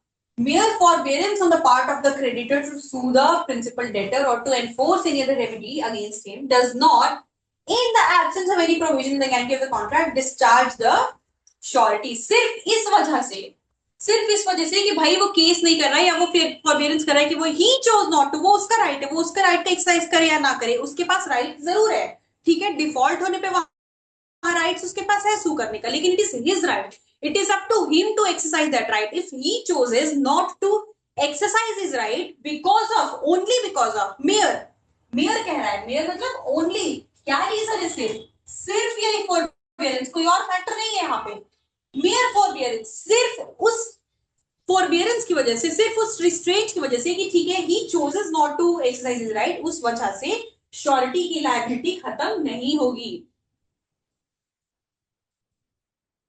Doing, simply doing nothing is not enough to free the surety, surety के राइट तब भी, श्योरिटी की लायबिलिटी तब भी वैसे ही रहेगी जैसे पहले थी, ठीक है। उसने चूज किया केस नहीं करेगा, लेकिन इसका ये मतलब नहीं है कि उसका जो भी डिफॉल्ट हुआ है डेटर के पार्ट पे, वहां से अब आपने कह दिया कि आप केस नहीं करोगे तो आपकी भी लायबिलिटी खत्म हो गई, नहीं। अगर जैसी डिफॉल्ट क्योंकि हो चुका है तो अब वो केस नहीं करेगा, वो अलग बात हो गई, लेकिन आप आओ और वही आप उसकी जगह पे अब अपना उसका उसके पार्ट का उसके बिहाफ पे परफॉर्मेंस करो।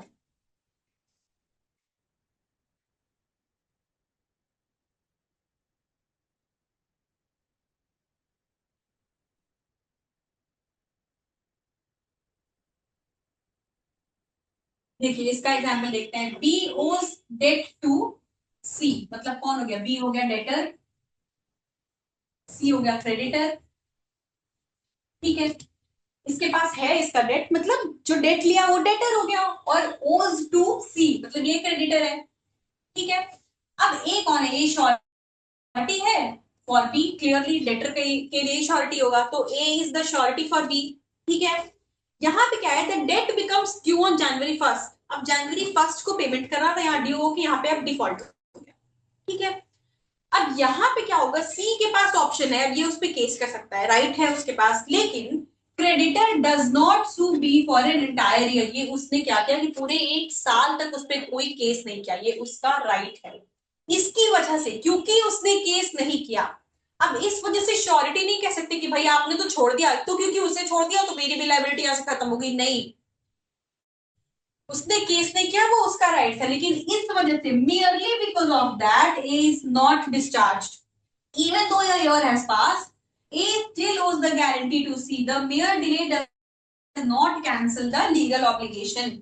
सिर्फ डिले की वजह से कि एक साल तक रुक गए तो तुमने उसे भी माफ कर दिया तो मेरी भी लायबिलिटी खत्म हो गई, नहीं, सिर्फ केस नहीं किया है, पर इसका ये मतलब नहीं कि डिफॉल्ट को छोड़ दिया, आप वहां पे अभी भी डिफॉल्ट पे हो और आपको डेटर की जगह पे करना है पेमेंट, आपकी लायबिलिटी एज इट इज है।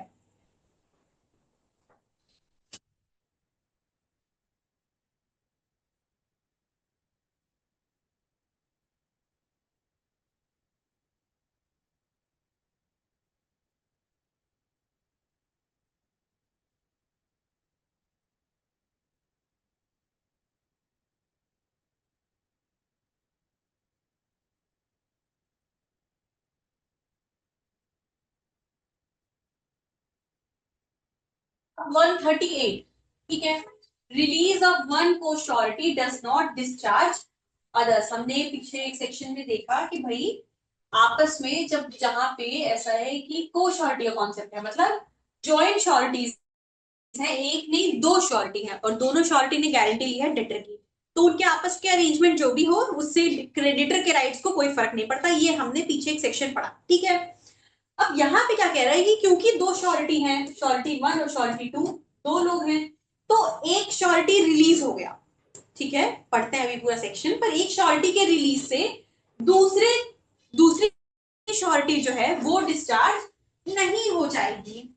where there are co-sureties, co-surety का कॉन्सेप्ट हमने अभी पीछे पढ़ा, where there are co-sureties, a release by the creditor of one of them does not discharge the others, मान लो कि एक को रिलीज कर दिया क्रेडिटर ने, क्रेडिटर ने S1 को रिलीज कर दिया, तो क्योंकि एक रिलीज हो गया, इससे ये नहीं कह सकता जो दूसरी श्योरिटी है वो ये नहीं कह सकती कि आपने एक को रिलीज कर दिया तो उसकी भी, अगर उसकी मेरी लाइबिलिटी तो बिल्कुल उसके जैसी थी, जब एक को रिलीज कर दिया तो मेरा भी रिलीज बनता है, S2 ऐसा क्लेम नहीं कर सकता है, दूसरी श्योरिटीज जो को श्योरिटीज है वो ऐसा क्लेम बिल्कुल भी नहीं कर सकती हैं, ना वो डिस्चार्ज होगा, और ना ही neither does it free the surety so released from his responsibility to the other sureties, ना ही जो रिमेनिंग को श्योरिटीज हैं वो डिस्चार्ज होंगे, और ना ही, जैसे अब एग्जांपल देखते हैं, ना ही दूसरे को श्योरिटीज की तरफ उनकी जो रिस्पॉन्सिबिलिटी थी उससे कोई फर्क पड़ेगा, जैसे हमने क्या कहा कि भाई दो श्योरिटी है ए और बी, ठीक है, ये दोनों को श्योरिटी है, डेटर हो गया, डेटर हो गया यहाँ पे ई, और क्रेडिटर हो गया यहाँ पे एफ, ठीक है, ये हो गया डेटर और एफ हो गया क्रेडिटर। अब ये दोनों को श्योरिटी है, अब को श्योरिटी के कॉन्सेप्ट में हमने क्या पढ़ा कि भाई इनका आपस में क्या अरेंजमेंट है कि भैया अगर ऐसा है कि तुम डिफॉल्ट कर गए तो मैं कर दूंगा, मेरे फेलियर पे तुम कर देना, ये इनका आपस का सेटलमेंट है, ठीक है। अब इस बारे में चाहे क्रेडिटर को पता हो नहीं हो, उससे कोई फर्क नहीं पड़ता, उसके राइट्स अफेक्टेड नहीं होते हैं। ये कहेगा कि भाई जहां जिस मोमेंट ई डिफॉल्ट पे आया, मतलब डेटर ने डिफॉल्ट किया, अब आप में से कौन कैसे करके आप देख लो, पर आप लोग करोगे डिफॉल्ट को की भरपाई अब आप करोगे, ठीक है। ये तो सेक्शन हमने पहले देखा। अब सेक्शन 138 क्या कह रहा है, क्योंकि इनके आपस में भी एक अरेंजमेंट है कि तुम्हारे डिफॉल्ट पे मैं कर दूंगा उसको मेकअप, और मेरे डिफॉल्ट पे तुम करोगे, ये सारी चीजें आपस में उनकी डिस्कस है। और उनका फिर क्योंकि किसकी जगह पे कौन जाएगा कैसे है, ये इनका आपस का सेटलमेंट है, ये इनका आपस अपना अरेंजमेंट है। तो अब श्योरिटी क्या करता है, मान लीजिए ये दो श्योरिटी है, इसमें से क्रेडिटर ने क्या किया कि एक को रिलीज कर दिया, ठीक है, एक को रिलीज कर दिया।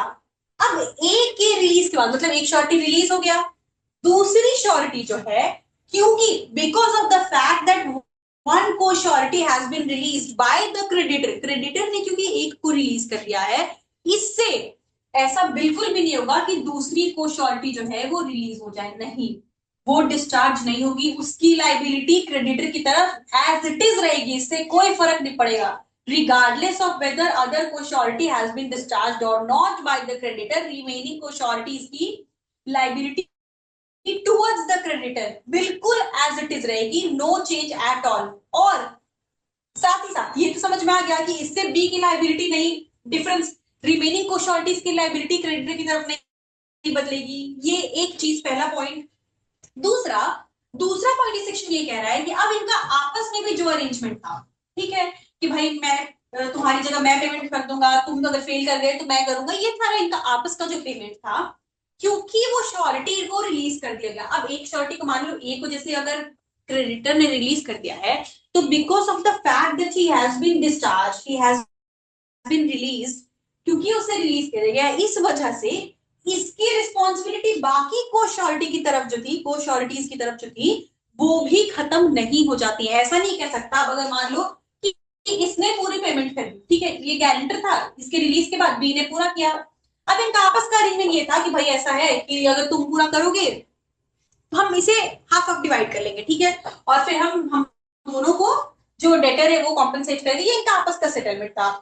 तो अब अगर बी ने पूरी तरीके से डिफॉल्ट को मेकअप किया क्रेडिटर के लिए, वहां पे ए क्योंकि रिलीज हो गया है, तो ऐसा नहीं कह सकता कि मुझे क्रेडिटर ने रिलीज कर दिया तो अब मेरी रिस्पॉन्सिबिलिटी बी की तरफ नहीं बनेगी, नहीं, स्टिल रिस्पॉन्सिबल रहेगा, इसने पूरा पूरा वो कॉस्ट बियर किया, वो जितना डिफॉल्ट था जितने का डेटर का, इसने पूरा बियर किया। तो अब एक की जो लाइबिलिटी बनती है, इनका आपस का अरेंजमेंट मतलब एज इट इज रहेगा, इनके आपस के अरेंजमेंट को उससे कोई फर्क नहीं पड़ेगा। Neither does it free the surety so released from his responsibility to other sureties, बाकी श्योरिटीज की तरफ जो रिस्पॉन्सिबिलिटीज थी, इनका आपस का जो अरेंजमेंट था वो वैसे ही रहेगा।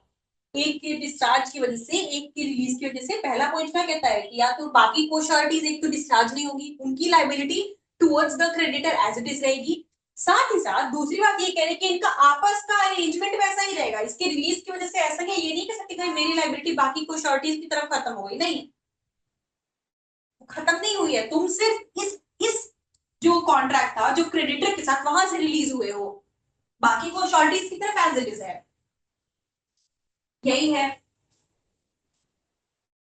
सेक्शन 138। अब 139 क्या कह रहा है, 139 कहता है कि discharge of surety by creditors act or omission impairing surety's eventual remedy। ये सेक्शन क्या कहता है, सेक्शन 138 यहां पे बात कर रहा है कि श्योरिटी कब डिस्चार्ज हो जाए, ठीक है,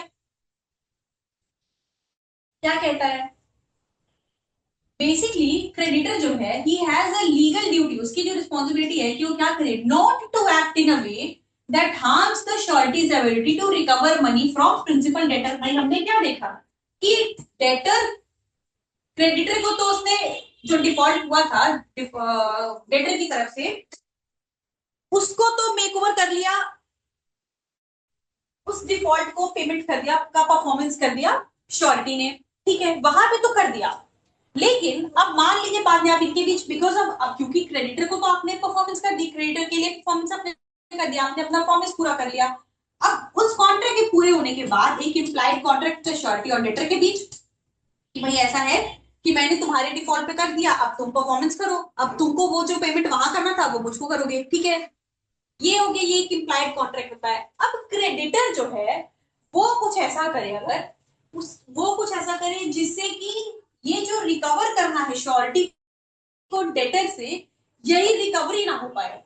creditor is legal duty not to act in a way, मतलब क्रेडिटर जो है वो कुछ ऐसा नहीं कर सकता जिससे कि जो रिकवरी श्योरिटी को डेटर से करनी है वो रिकवर ही ना कर पाए, वो करना मुश्किल हो जाए, in a way that harms the surety's ability to recover money. कुछ ऐसा एक्ट नहीं कर सकता है क्रेडिटर। क्या, कौन सा एक्ट? जिससे डिफॉल्ट के बाद श्योरिटी ने तो पेमेंट कर दिया, तो परफॉर्मेंस कर दी किसके बिहाफ पे, डेटर के बिहाफ पे, लेकिन अब बाद में क्रेडिटर जो है वो कुछ ऐसा नहीं कर सकता है जिससे कि हैम्पर हो जाए श्योरिटी के राइट्स, मतलब उसको रिकवरी करानी है डेटर से। तो भैया क्रेडिटर जो है, तुम्हें तुम्हारा पैसा मिल गया, तुमने बाद में कुछ ऐसा कर दिया कि मेरा तो लॉस हो गया, मुझे मिला ही नहीं, मेरी रिकवरी तो हुई नहीं, ऐसा नहीं कर सकता है। And if the creditor does something, अगर कुछ ऐसा करता है inconsistent with the sureties rights, कुछ ऐसा करता है जिससे इसके जो रिकवरी के राइट्स हैं वो हैम्पर होते हैं, ठीक है, डेटर से रिकवर करने का तो इसका राइट है, अगर ये राइट्स हैम्पर होते हैं, ऐसा कुछ करता है और fails to do something they are required to do so, क्या कुछ करना था इस राइट को एनफोर्स कराने के लिए, and this impairs the surety's remedy, the surety is discharged। क्या क्या कह रहा है कि भाई ऐसा है कि तुम्हारा जब, तुम्हारे लिए जब डिफॉल्ट हुआ, मतलब डेटर जब डिफॉल्ट किया, तुम्हारे लिए तो मैंने परफॉर्मेंस कर दी डेटर के बिहाफ पे, ठीक है, वो तो मैंने कर दिया। अब जब मेरी रिकवरी की बारी आई कि भाई मेरा कॉन्ट्रैक्ट जो है, डेटर मुझे मेरे राइट्स जो है एक्सरसाइज करने की बारी आई कि डेटर जो है वो मुझे मेरी रिकवरी करे, वहां पे तुमने भैया ऐसा किया, अपना फायदा हो गया, तुमने ऐसा किया कि मेरे राइट्स एनफोर्स ही ना हो पाए। उस केस में अगर क्रेडिटर कुछ ऐसा करता है तो वहां पे क्या होगा, श्योरिटी जो है वो डिस्चार्ज हो जाएगा, उसके राइट्स को, उसकी रेमेडीज को एनफोर्स करने से हैम्पर करने वाला कोई भी एक्ट अगर क्रेडिटर करता है, वहां पे क्या हो जाएगा, श्योरिटी डिस्चार्ज हो जाएगा।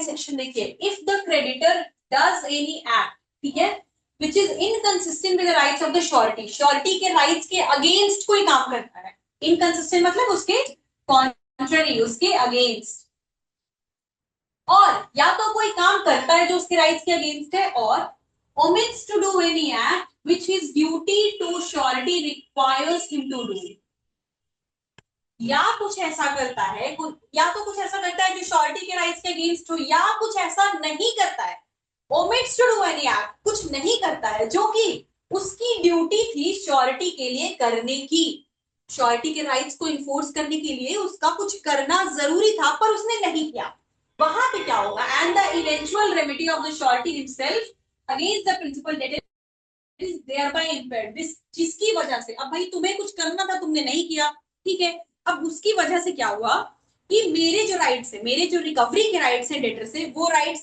इफेक्टेड हो गए, तो इस केस में मेरे राइट्स अफेक्टेड हो गए, तो वहां पे क्या होगा, अब उस केस में श्योरिटी यहाँ से डिस्चार्ज हो जाएगा, अब फर्दर के लिए वो कोई लाइबल नहीं होगा। कैसे कैसे डिस्चार्ज हो रहा है, इसमें पहले तो एक एक्ट हो रहा है, ठीक है, कैसा एक्ट, जो कि उसके राइट्स को हैम्पर कर रहा है, जो कि श्योरिटी के राइट से इनकंसिस्टेंट है, ठीक है, या दूसरा क्या करता है, कुछ ओमिशन कर रहा है, क्या ओमिशन कर रहा है, मतलब कुछ ऐसा परफॉर्म करने से फेल कर जाता है, नहीं करता है जो उसकी ड्यूटी थी, that was a duty that were contractually और लीगली बाउंड टू परफॉर्म, जो उसे करना था, किस लिए, सो दैट वो इंश्योर कर सके कि भाई जो श्योरिटी है उसको भी लॉस ना हो, वो भी अपने राइट्स को रिकवर करा सके, किससे, डेटर से, मतलब डेटर श्योरिटी के राइट्स के बारे में बात हो रही है कि भाई श्योरिटी जो है, अगर उसका उसका भी तो राइट बनता है ना, मैंने तुम्हारे लिए, तुम्हारा जब डिफॉल्ट हुआ मैंने तुम्हारे लिए तो कर दिया परफॉर्म, अब मेरे राइट्स का क्या, मेरा भी तो रीइंबर्समेंट होगा, मेरी भी तो रिकवरी राइट्स है, तो मेरी रिकवरी राइट से पहले अगर क्रेडिटर जो है कुछ ऐसा काम करे जिससे मेरे राइट्स, जो मेरे राइट्स के इनकंसिस्टेंट हो, ठीक है, या फिर कुछ ऐसा करे, कुछ ऐसा ना करे जो उसे करना था मेरे राइट्स को एनफोर्स कराने के लिए, कुछ करे जो राइट्स के इनकंसिस्टेंट हो या कुछ ना करे जो जरूरी था करना एनफोर्समेंट के लिए, वहां पे क्या होगा, श्योरिटी जो है वो डिस्चार्ज हो जाएगी, श्योरिटी डिस्चार्ज।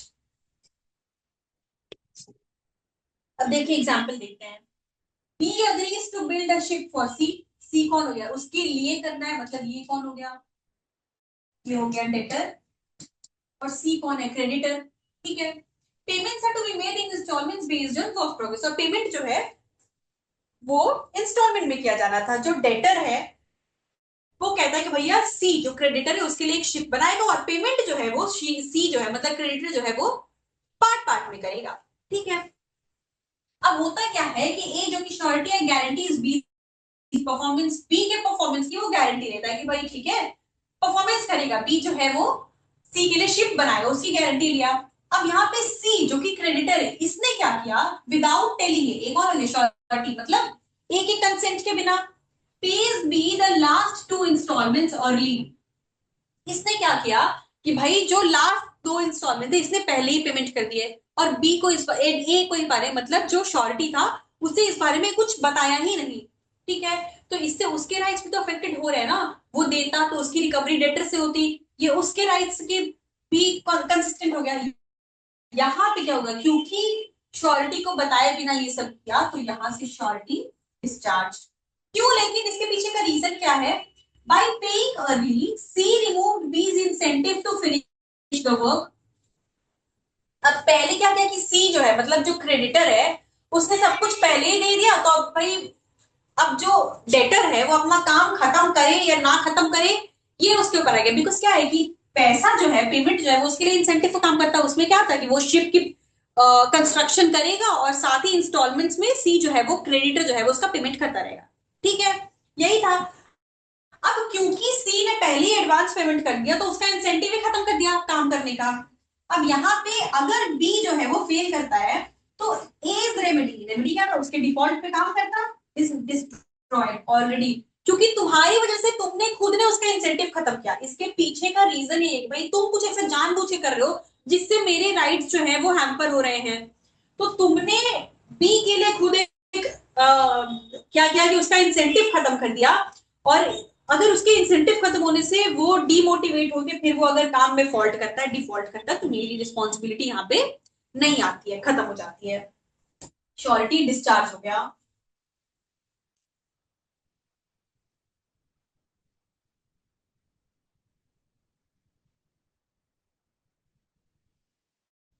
तो ये 139 तक हमने अभी तक देखा कि डिस्चार्ज कब कब होगा श्योरिटी, और डिस्चार्ज कब कब नहीं होगा। ठीक है, जिसमें ज्यादातर हमने पढ़ा सेक्शन 139 तक में कि कब कब श्योरिटी जो है वो डिस्चार्ज हो जाएगा। बहुत सारे तरीके हैं, बहुत सारी कंडीशन सर्कमस्टेंसेस दे रखे हैं जबकि श्योरिटी डिस्चार्ज हो जाएगा। लेकिन 140 ऑनवर्ड जो सेक्शन यहाँ से बात करते हैं, देखिए rights of surety, surety right, यहाँ से जो सेक्शन शुरू होते हैं ये बात करते हैं किस चीज की, राइट्स ऑफ श्योरिटी की।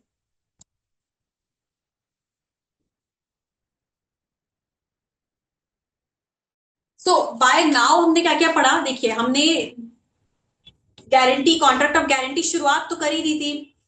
आज जब हमने शुरुआत करी, आज we started with contract of continuing nature, contract of guarantee of continuing nature. ठीक है, मतलब कंटिन्यूइंग गारंटी, इसी की हमने बात करी। अब यहाँ पे क्या है कि कंटिन्यूइंग गारंटी होता क्या है, सबसे पहले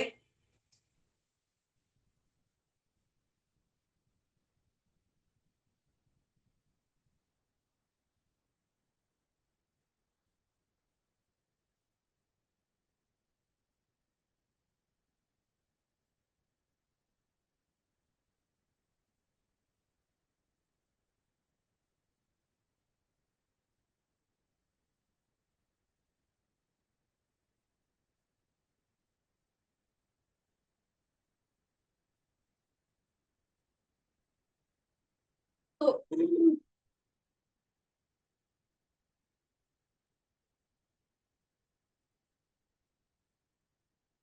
क्या है कि कंटिन्यूइंग गारंटी क्या है, हमने देखा कॉन्ट्रैक्ट ऑफ गारंटी जो है वो मेनली दो तरह की।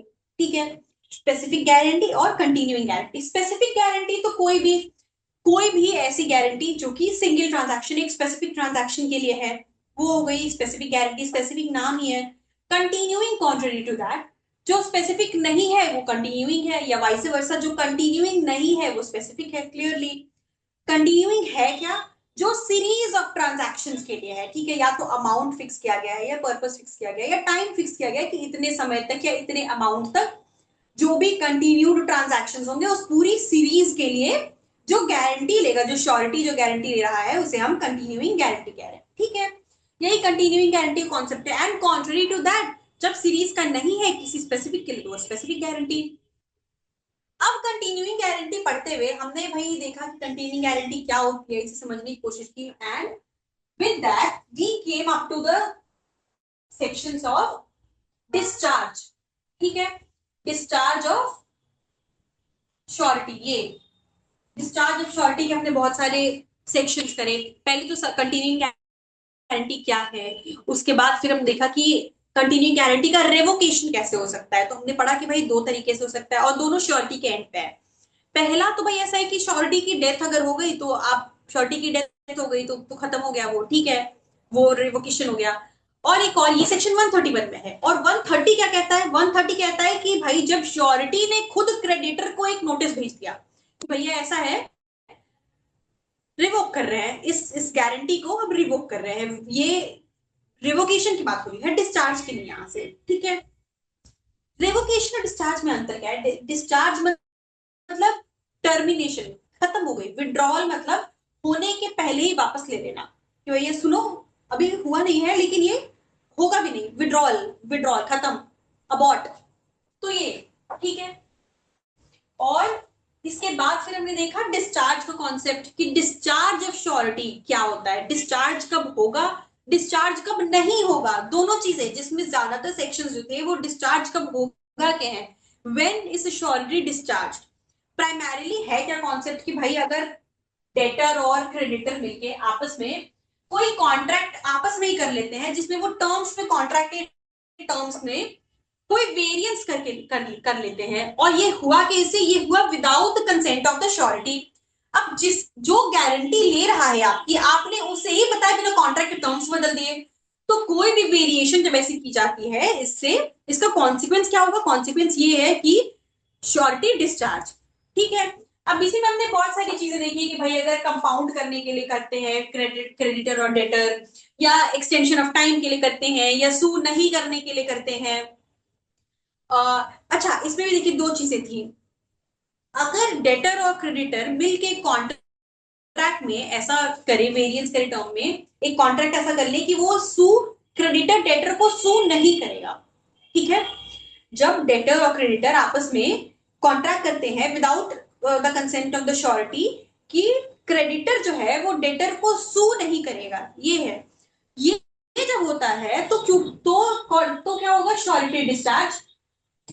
ठीक है, लेकिन यहीं पे है कि अगर कोई कॉन्ट्रैक्ट नहीं हुआ लेकिन मेयर फॉर बियरेंस, भैया ऐसा है कि राइट मेरा है लेकिन मैंने एक्सरसाइज नहीं किया।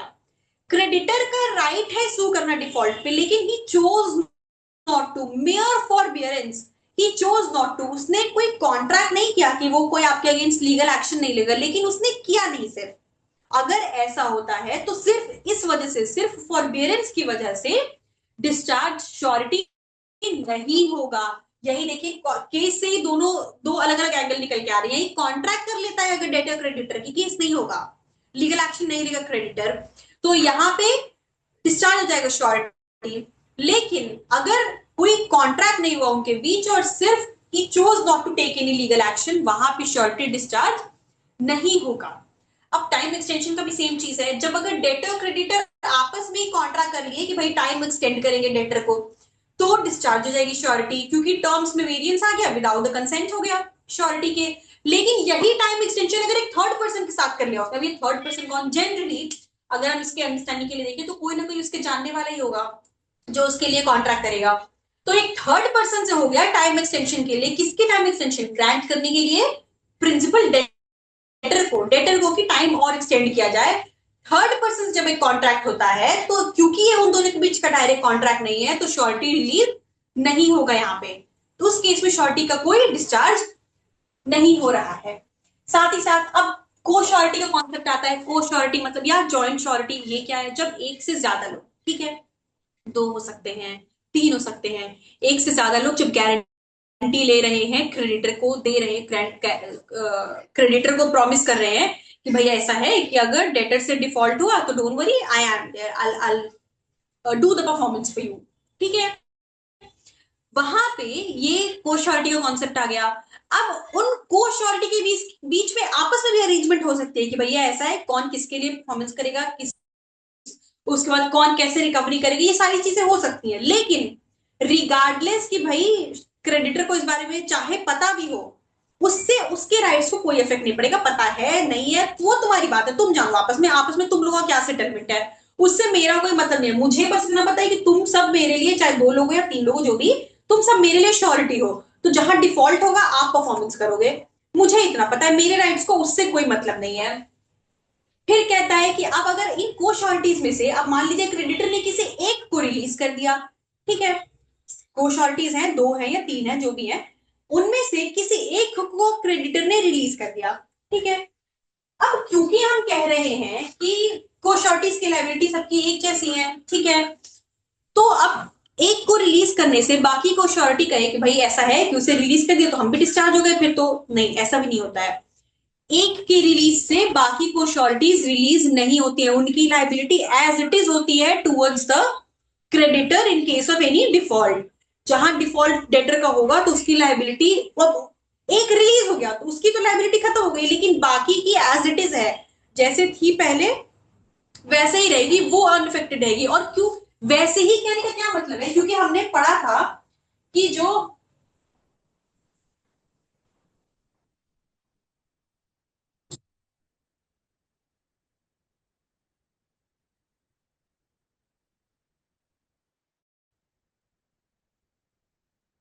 हमने पढ़ा था कि जो को श्योरिटीज होती हैं या जॉइंट श्योरिटीज होती हैं, इनकी लाइबिलिटी क्या होती है, सिर्फ जॉइंट होती है? नहीं, इनकी लाइबिलिटी जॉइंट प्लस सेवरल होती है। जॉइंट लाइबिलिटी तो है ही है आपस में, ठीक है, प्लस सेवरली भी लाइबल है। सेवरली मतलब इंडिविजुअली, सेपरेटली, हम सब मिल के भी है। मतलब टोटल अगर मान लो 50,000 की लोगों ने गारंटी ली है, ठीक है, तो सब मिल के भी, अगर तीन गारंटर्स है, ए प्लस सी प्लस पी, ठीक है, ये मिल के भी 50 लाख के लिए लायबल है, और ये सब अकेले अकेले भी 50 लाख के लिए लायबल है, ठीक है।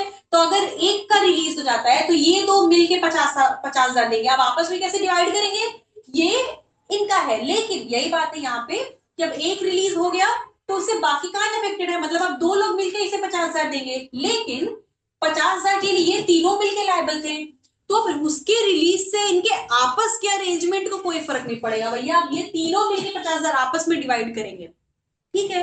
इनके आपस का अरेंजमेंट जो है वो रिलीज से उससे कोई फर्क नहीं पड़ेगा। एक रिलीज हुआ, कोश्योरिटी की, बाकी कोश्योरिटीज की लाइबिलिटी बिल्कुल वैसे ही रही टुवर्ड्स द क्रेडिटर, ठीक है।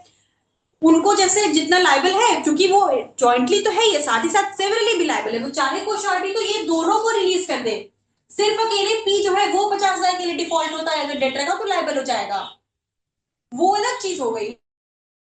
लेकिन साथ ही साथ इनके आपस का भी अरेंजमेंट है, और ये आपस में एक दूसरे के लिए कैसे रिस्पॉन्सिबल हैं, ये उसके रिलीज से कोई मतलब नहीं है। हमारे बीच को कॉन्ट्रैक्ट वैसे ही रहेगा, क्योंकि अफेक्टेड कौन सा कॉन्ट्रैक्ट हुआ, क्रेडिटर और श्योरिटी वाला, ठीक है।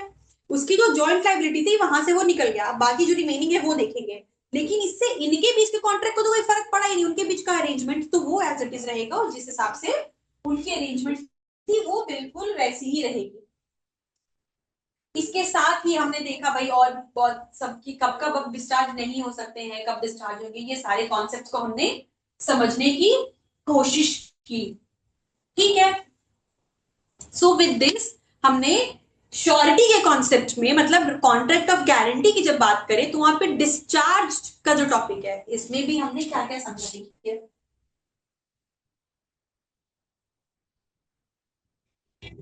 इस टॉपिक में हमने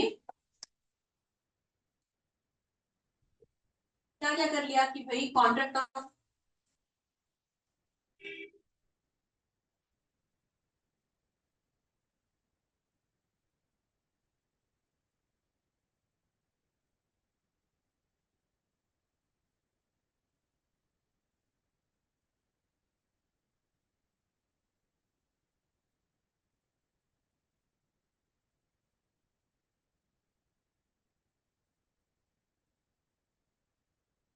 तो हमने क्या देखा कि भाई कॉन्ट्रैक्ट ऑफ